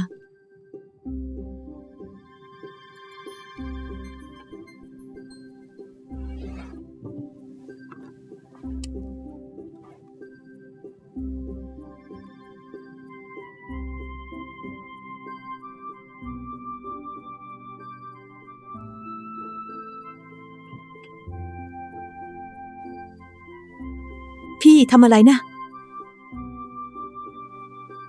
ดูสิ ดูว่ารูปที่พี่วาดเหมือนใคร ตัวเล็กเนี่ย ดูเหมือนพี่นะ ไอหัวโตนั่นเหมือนเจียงให้ ไม่ใช่นะ หนูว่าเหมือนพี่หงเซิงมากกว่า นั่นใครเหรอพี่ คิดว่าเป็นใครก็คนนั้นแหละ พอเธอรีบทำงานต่อได้แล้ว ดูสิ ของเธอเยอะสุดเลย พี่เก็บจะเสร็จอยู่แล้ว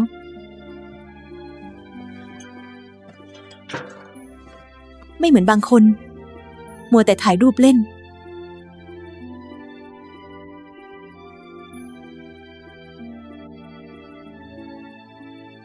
แถมถ่ายชุดแต่งงานอีก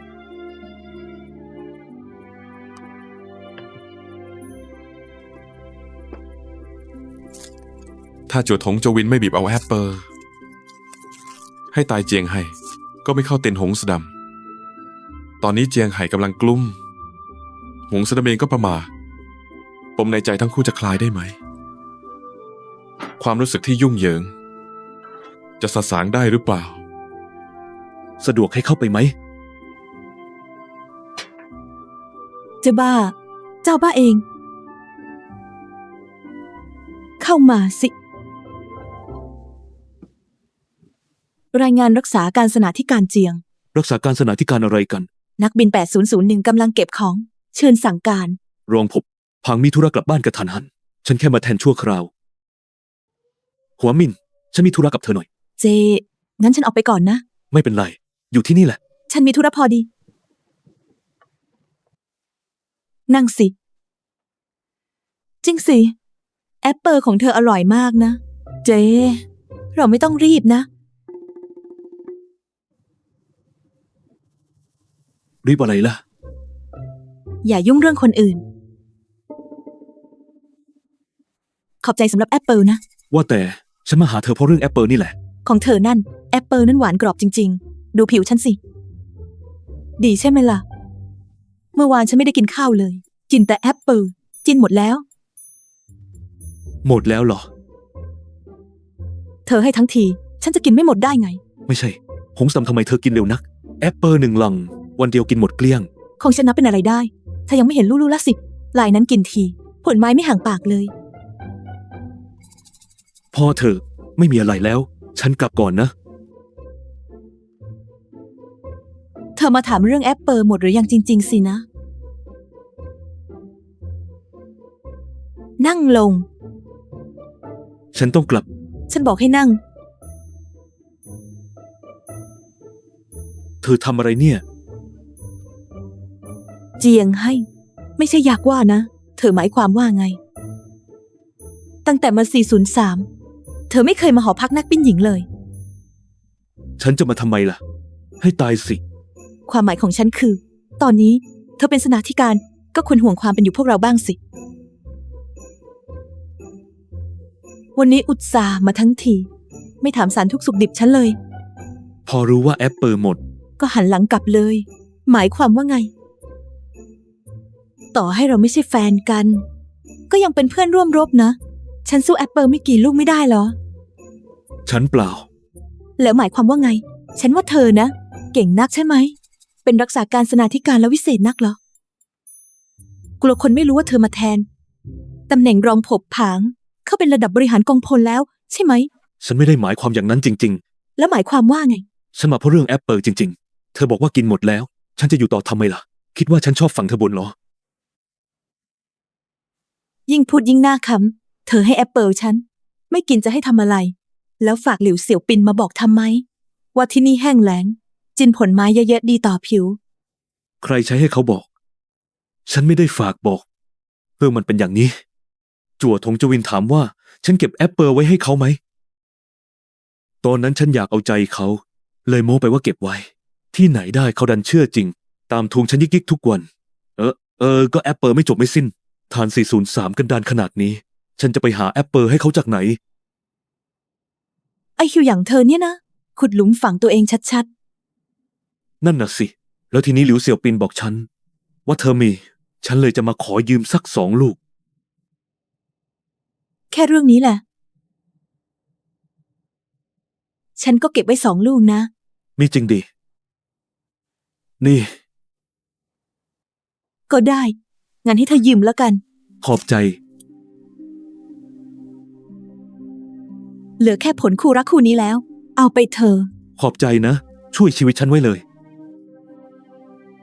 เดี๋ยว นี่มันผลคู่รัก ไม่ใช่แอปเปิลเหรอ ช่างเถอะหน้า เอาไปเถอะ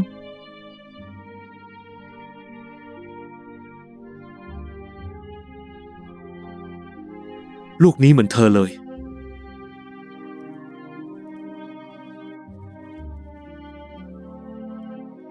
ลูกใหญ่นี่เหมือน จะเป็นใครได้อีกล่ะ หมงเซิงไง จริงๆ2 ลูกนี้ฉันเก็บไว้ ก็จะเอาไปให้หงเซิงดูตอนกลับไป เป็นของที่ระลึกจากการซ้อมรบ แถมยัง เป็นของที่สนาธิการเจียงให้ฉัน กองพลจู่โจมทางอากาศ แต่ว่าตอนนี้มันมีประโยชน์กับเธอ เธอก็เอาไปเถอะ ยังไงแอปเปิลก็มีทั่วไป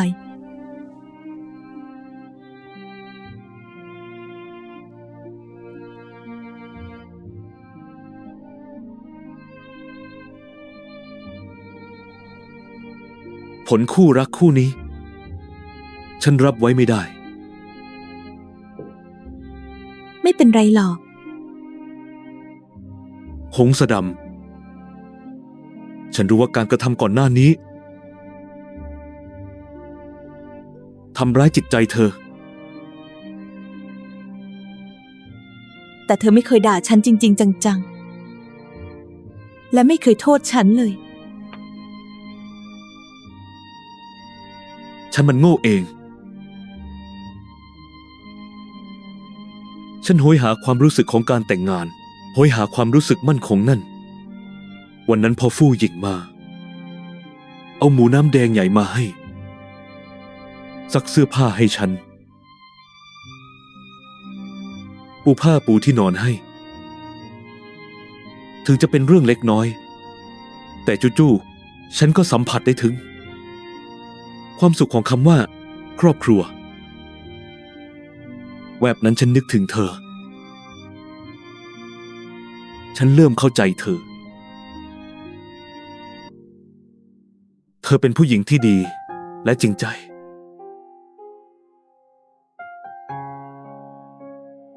ฉันเองที่ไม่รู้จักความรัก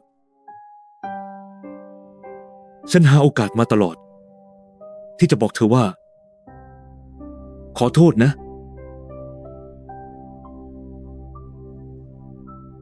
พอได้ยินว่าเธอคบกับหงเซิง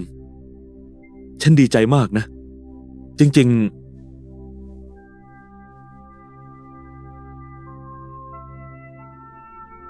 เธอหลุดพ้นแล้วใช่ไหม ไม่เราต่างก็หลุดพ้นแล้ว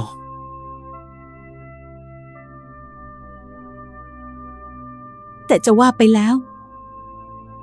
หงเซิงดีกับฉันมากกว่าเธอจริง หงเซิงเป็นพี่น้องที่ดีของฉัน และก็เป็นผู้ชายที่ดี คุ้มค่าที่เธอจะรักเขาไปตลอดชีวิต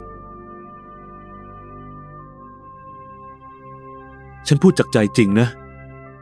จริงๆ เห็นเธอห่วงแอปเปิล2 ลูกนี้ขนาดนี้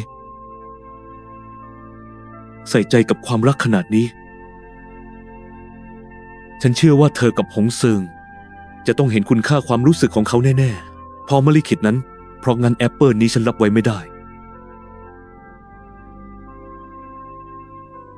ๆ ไม่เป็นไร ฉันใช้มือถือถ่ายไว้แล้ว เดี๋ยวค่อยส่งวีแชทให้หงเซิงก็พอ ตอนนี้เธอจำเป็นต้องใช้มัน อีกอย่างเธอรับปากผมจั่วไว้แล้ว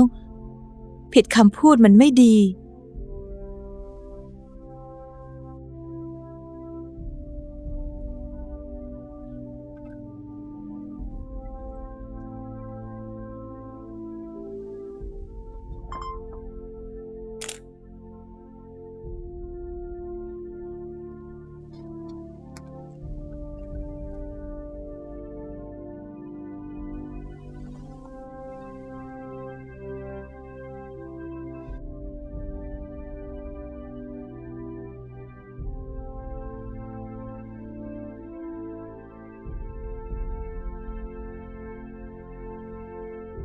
ผลไม้คู่รักนี้ต้องให้หงเซิงเห็นให้ได้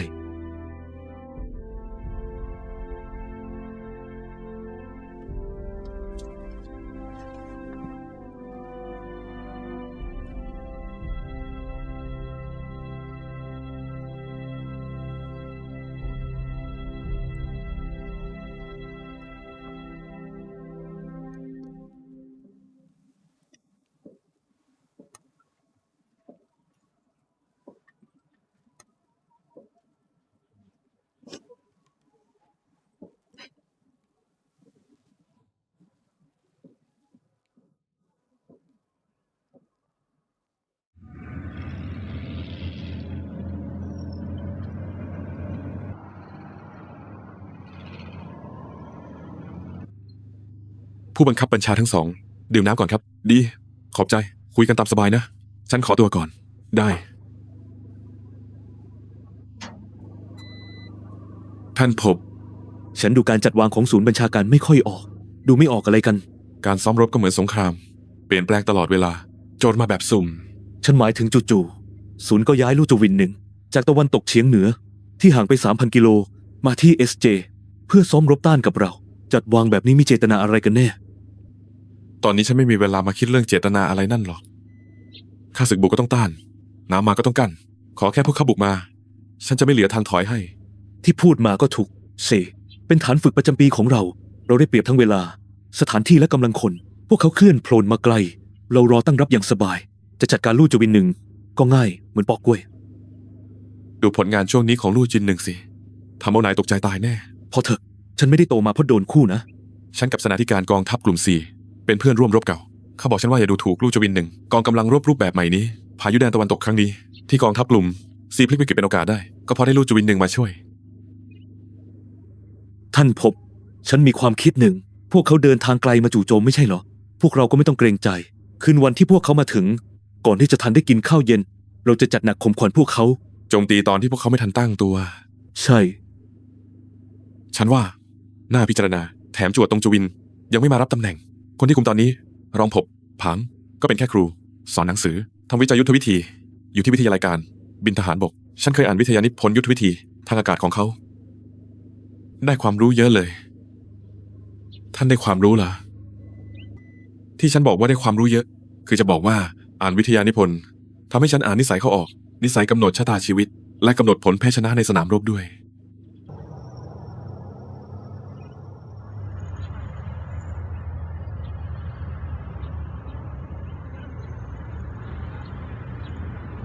ท่านพบ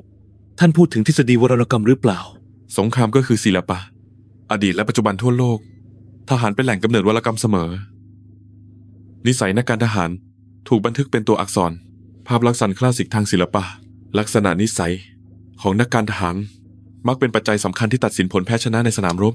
หานซิน เซียงวี่ โจโฉ จูกัดเหลียงจิงกีสขัน นโปเลียน เอริช ฟอน มันชไตน์มอนโกเมอรี สตาลิน เชอร์ชิล แพตัน จูคอฟ วูเชีย เหมาเจ๋อตง เพิงเต๋อหวย หลิวเปาเฉิง ไหนลองบอกสิว่า มีใครบ้างที่ไม่มีเอกลักษณ์เฉพาะตัว ท่านพบ ท่านศึกษานิสัยพวกเขามาหมดเลยเหรอ อันนี้ฉันไม่ได้โม้นะ อย่างเหมาเจ๋อตง เขาสูบบุหรี่วันละ2 ซอง เอาชนะคนที่ในมาสูบบุหรี่ไม่ดื่มเหล้าดื่มแค่น้ำเปล่า อย่างเจียงไคเชกได้ เชอร์ชิว ชอบสูบซิกา แม่ทัพสนามรบยุโรปสมัยสงครามโลกครั้งที่ 2 สตาลิน ไปไม่เคยห่างมือ บัญชา การกองทัพแดงโซเวียตยึดเบอร์ลิน ปากแม่กับเธอ ก็ข้าไปสั่งข้าวโพดนั่นตลอด บัญชาการศึกยกพลขึ้นบกที่อินชอน จนพลิกเกมในสงครามเกาหลี ก็เพราะบุคคล ระดับตำนานทางทหารเหล่านี้แหละ สร้างปาฏิหาริย์ครั้งแล้วครั้งเล่าท่ามกลางไฟสงครามและควันปืนที่โหดร้าย เปล่งประกายด้วยปัญญา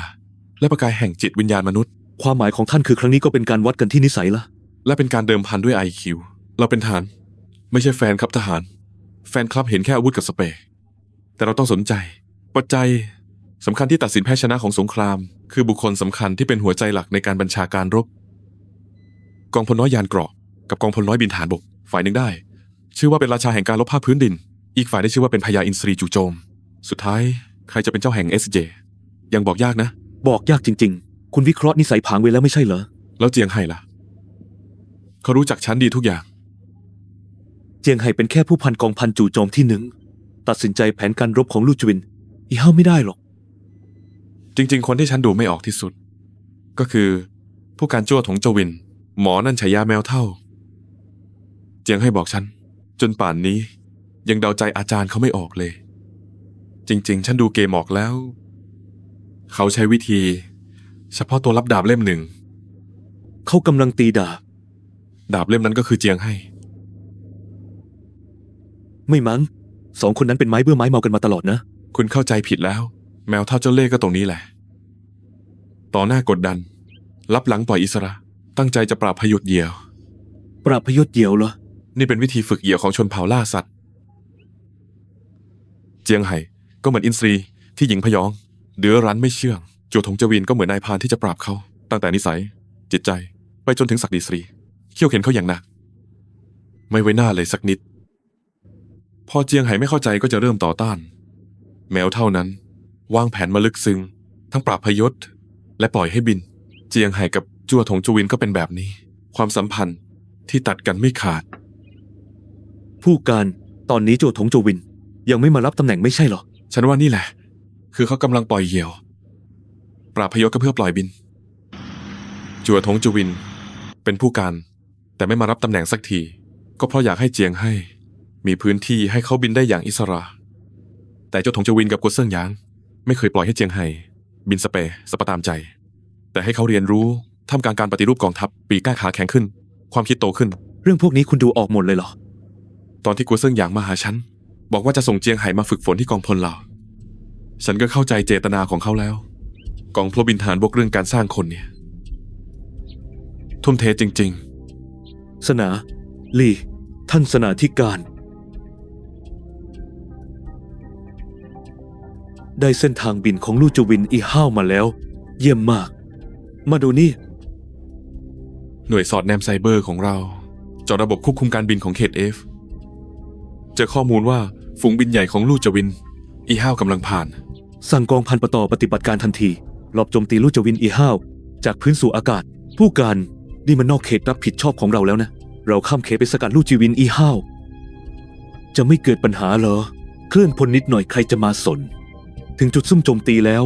ค่อยดูสถานการณ์ เปิดเรดาร์ค้นหาไว้1 เครื่อง เจอเป้าหมายค่อยกระจายกำลังก็ทัน ที่ฉันต้องการก็คือไม้นี่แหละ ไม่มีใครนึกหรอกว่า ฉันจะมาซัดกับเขาที่นี่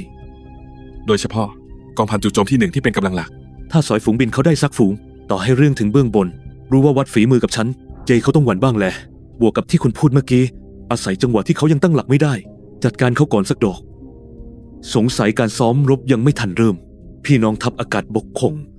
ต้องม้วนเสือกกลับบ้านแล้ว ดี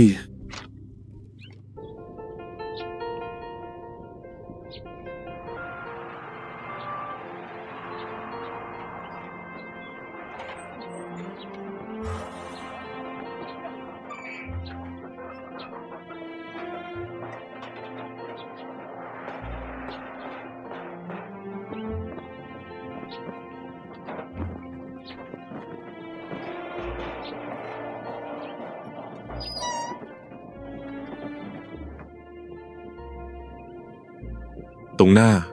ระวัง แล ขวา ซ้าย หัน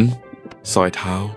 121ครูฝึกฟู่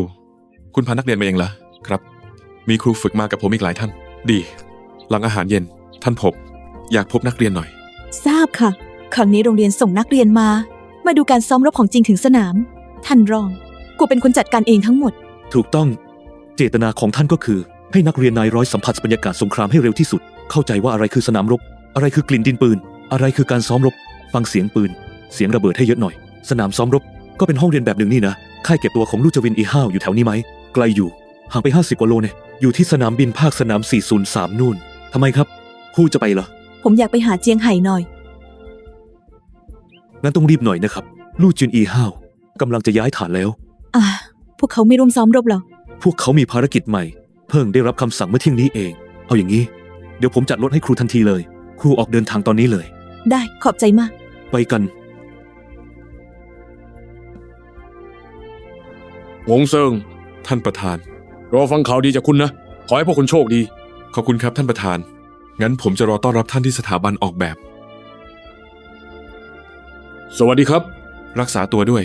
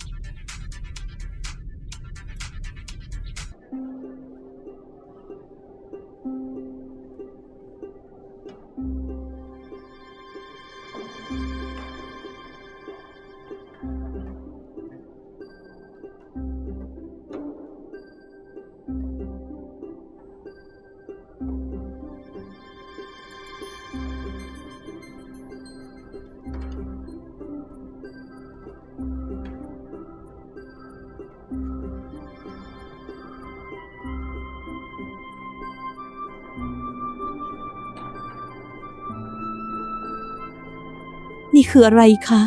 นี่เป็นรุ่นใหม่ของพวกเรา ห้องควบคุมโดนมุมมองบุคคลที่ 1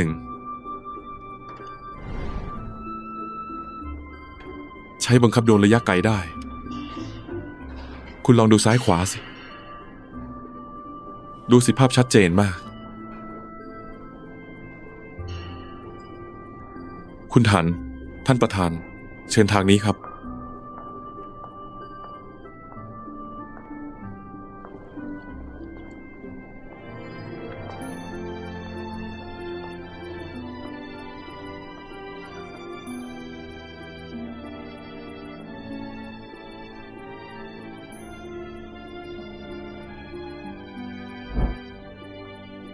รุ่นจือเวย์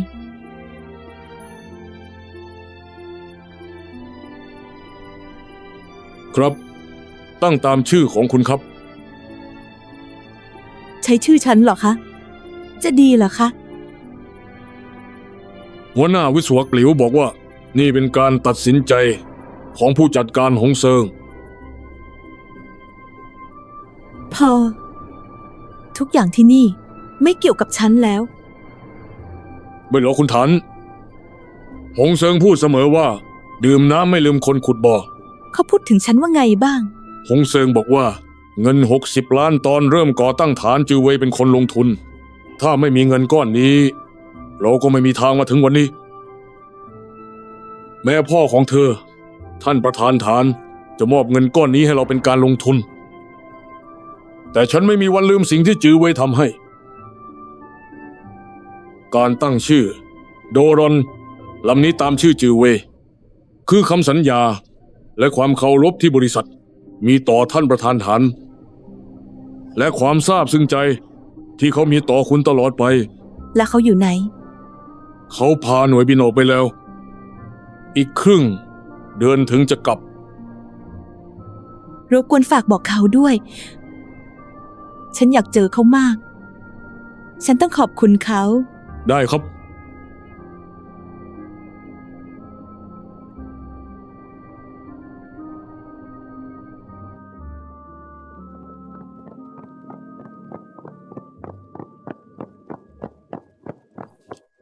ความใจอ่อนคุมทับไม่ได้ คือคติพลของโจวถงเจวิน ตอนนี้เขากำลังซุ่มวางแผนการหนึ่ง แผนการที่แม้แต่ตัวเขาเองยังรู้สึกหวั่นใจ แต่พอคิดว่าต้องสู้กับคู่ปรับเก่าอย่างกูเซีย เขาต้องเหนือชั้นกว่าอีกฝ่ายให้ได้ ลู่จุนหนึ่งต้องชนะ ไม่มีทางเลือกอื่น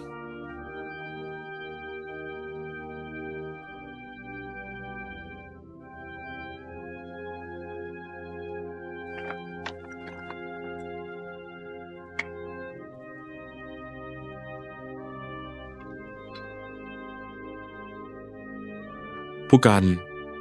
ทำไมผมดูท่าทางคุณเหมือนไม่อยากไปเลย ไม่งั้นผมไปเรียนท่านรองกลัว ขอยยกเลิกดูงานที่กองทัพกลุ่มเม ไปกับพวกเราเถอะ คิดไม่ถึงว่ารอบนี้จะเป็นคู่ปรับเก่า กองพลน้อยยานเกราะกองทัพกลุ่มดี หน่วยที่เจียงไฮ้ประจำการอยู่ และเป็นหน่วยที่ผมเคยปะทะด้วยมาแล้ว2 ครั้ง ผลัดกันแพ้ชนะอย่างละครั้ง คุณกังวลว่า ครั้งนี้จะไม่มั่นใจเหรอ ผู้การกูเสีย ทหารรถถังรุ่นเก่า ครั้งนี้ก็ซ้อมรบหน้าบ้านเขาอีก ปัจจัยที่เราเสียเปรียบมีเยอะเกินไป คุณรู้จักเขาดีไหม ไม่ค่อยเท่าไหร่ เทียบกับเจียงไฮ้ไม่ได้เลย คุณเลยให้เจียงให้รับหน้าที่หลัก นี่ก็แค่ส่วนหนึ่ง จนป่านนี้เราก็ยังไม่บอกเขา ว่าต้องสู้กับใคร ก็แค่อยากให้พวกเขาตั้งใจ บินรอบดึกคืนนี้ให้ดี แต่สำหรับกูเสีย เราจะไม่ระวังไม่ได้ คุณยังฝังใจกับความน่ากลัวของเขา ปะทะกัน2 ครั้งเล่นเอา ผมเหงื่อตก หมอนี่ดูภายนอก เหมือนคนผงผางใจกว้าง แต่เล่ห์เหลี่ยมแพรวๆศึกษายุทธวิธีต่างชาติมาหลายปี เจ้าเล่ห์เพทุบายสุดๆ ได้ยินว่าตอนเล่นหมากรุกกับผมเขายังกล้าแอบจิกตัวหมาของผม ร้ายกาจจริง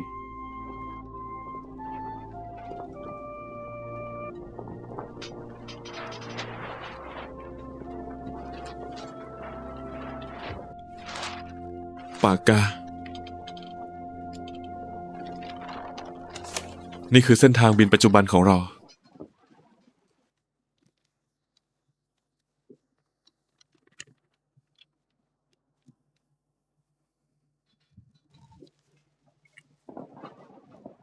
เปลี่ยนเส้นทางบิน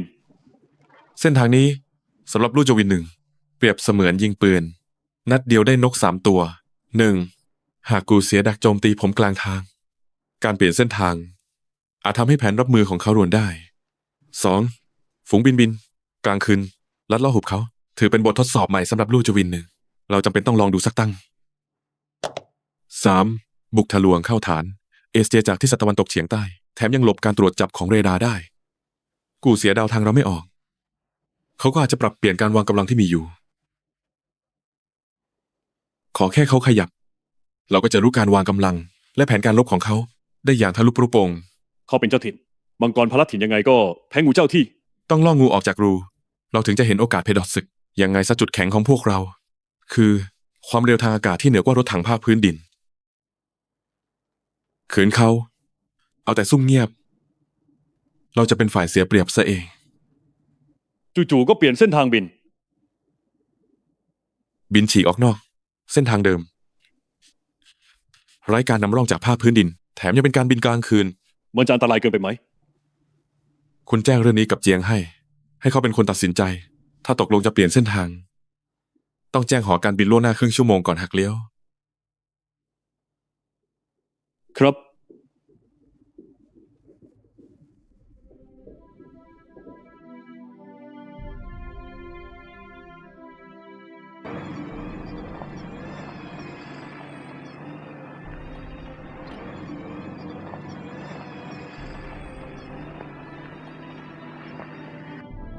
ตรง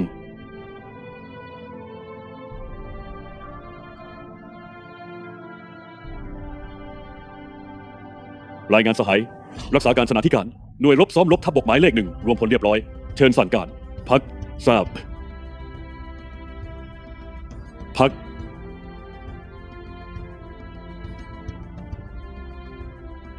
ต่อไปรองผู้การ อยากจะมอบหมายภารกิจ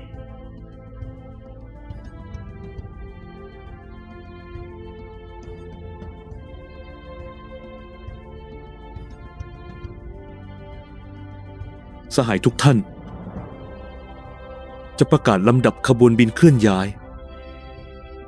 ลำดับที่ 1 กองพันจู่โจม 1 ลำดับที่ 2 กองพันสนับสนุน ลำดับที่ 3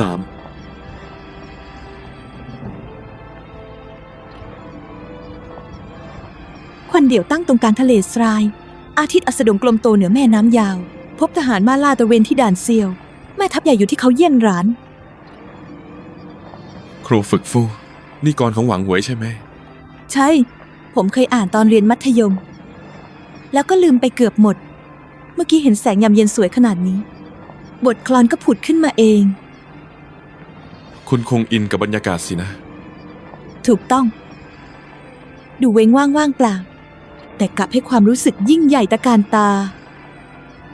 ตั้งแต่อดีตจนปัจจุบัน มีแค่จิตวิญญาณทหารเท่านั้นที่จะเข้าใจความรู้สึกนี้ ครับ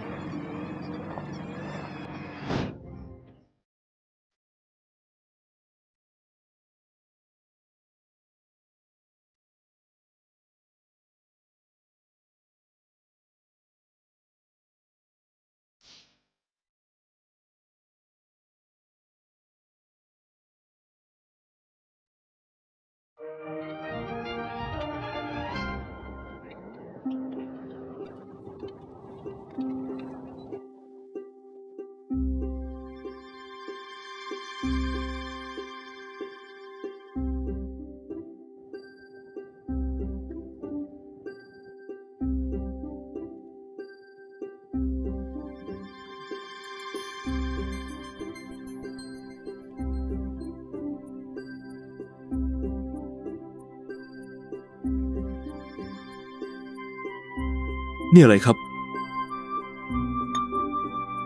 หมู3 ชั้นน้ำแดง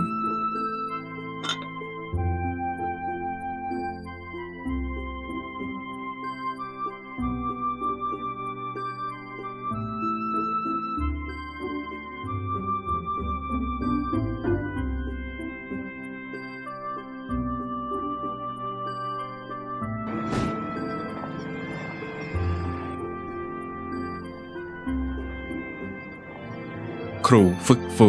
คุณกอดอะไรมานะ หมู 3 ชั้นน้ำแดง1ให้ เอามาจากปักกิ่งใช่ไหม ยังอุ่นๆอยู่เลย เจียงไห่ชอบกิน เพื่อนทหารของเขาก็ชอบกิน เสี่ยวเซี่ย น่าจะใกล้แล้วมั้ง ครับใกล้แล้ว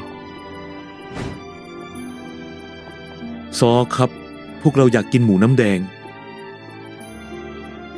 ตาฉันแล้ว แบ่งให้พวกเรากินบ้าง ขออีกหน่อย ตาฉันแล้ว เจ้าเด็กบ้า ขออีกนิด พวกเราก็จะกินด้วย ฉันกอด ให้ฉันกิน อย่าให้ผู้พันได้ของดีไปคนเดียวนะ กันเขาไว้ กันเขาไว้ หลบไปเลย หมูของฉัน เอามาให้ฉันกิน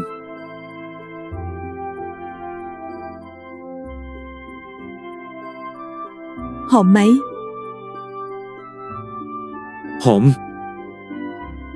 ฉันยังไม่ได้กินเลย ฉันจะกินอีก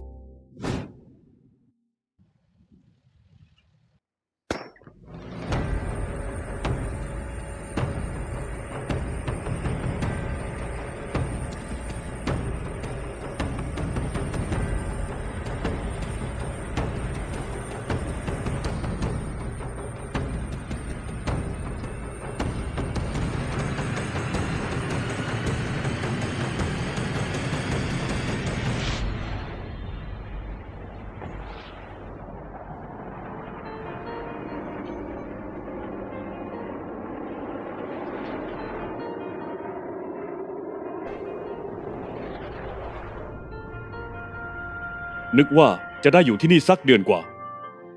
ไม่คิดว่าจะต้องไปเร็วขนาดนี้ รู้สึกใจหายเหมือนกันนะ สำหรับหน่วยจู่โจมเคลื่อนที่เร็วอย่างเรา นี่คงเป็นเรื่องปกติในชีวิตแหละ นั่นสิครับ เจียงให้ พวกเราก็ควรขึ้นได้แล้ว ได้ เดี๋ยวทีก่อน ก่อนผู้การจ้วจะไป นายแก้ไขเส้นทางการบิน ฝากให้ฉันเอามาให้นาย นายดูสิว่าไหวไหม ไม่ได้ บินตามเส้นทางเดิมเถอะ ตกลง เราจะบินเส้นทางใหม่ เปลี่ยนเส้นทางตอนนี้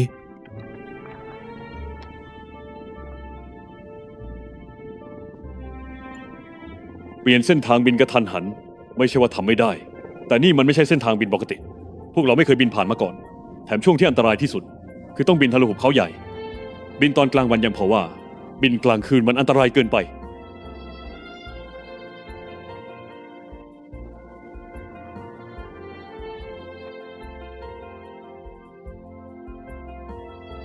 เราเม่าสมกับเป็นเราเม่าจริงๆ มีเหตุผล ผู้การกลัวคู่ต่อสู้จะดักซุ่มโจมตีบนเส้นทางเราสินะ ผู้กองจาง ครับ ตั้งแต่ตอนนี้ไป ต้องหาทางรวบรวมข่าวกองเส้นทางใหม่ให้ได้มากที่สุด โดยเฉพาะข้อมูลทั้งหมดของหุบเขาใหญ่ ต้องวิเคราะห์และรายงานทันที ทราบ ครั้งนี้เราซ้อมรบแข่งกับใคร ป่านนี้เรายังไม่ประกาศอีก ฉันไม่ได้เตรียมตัวมาเลยนะ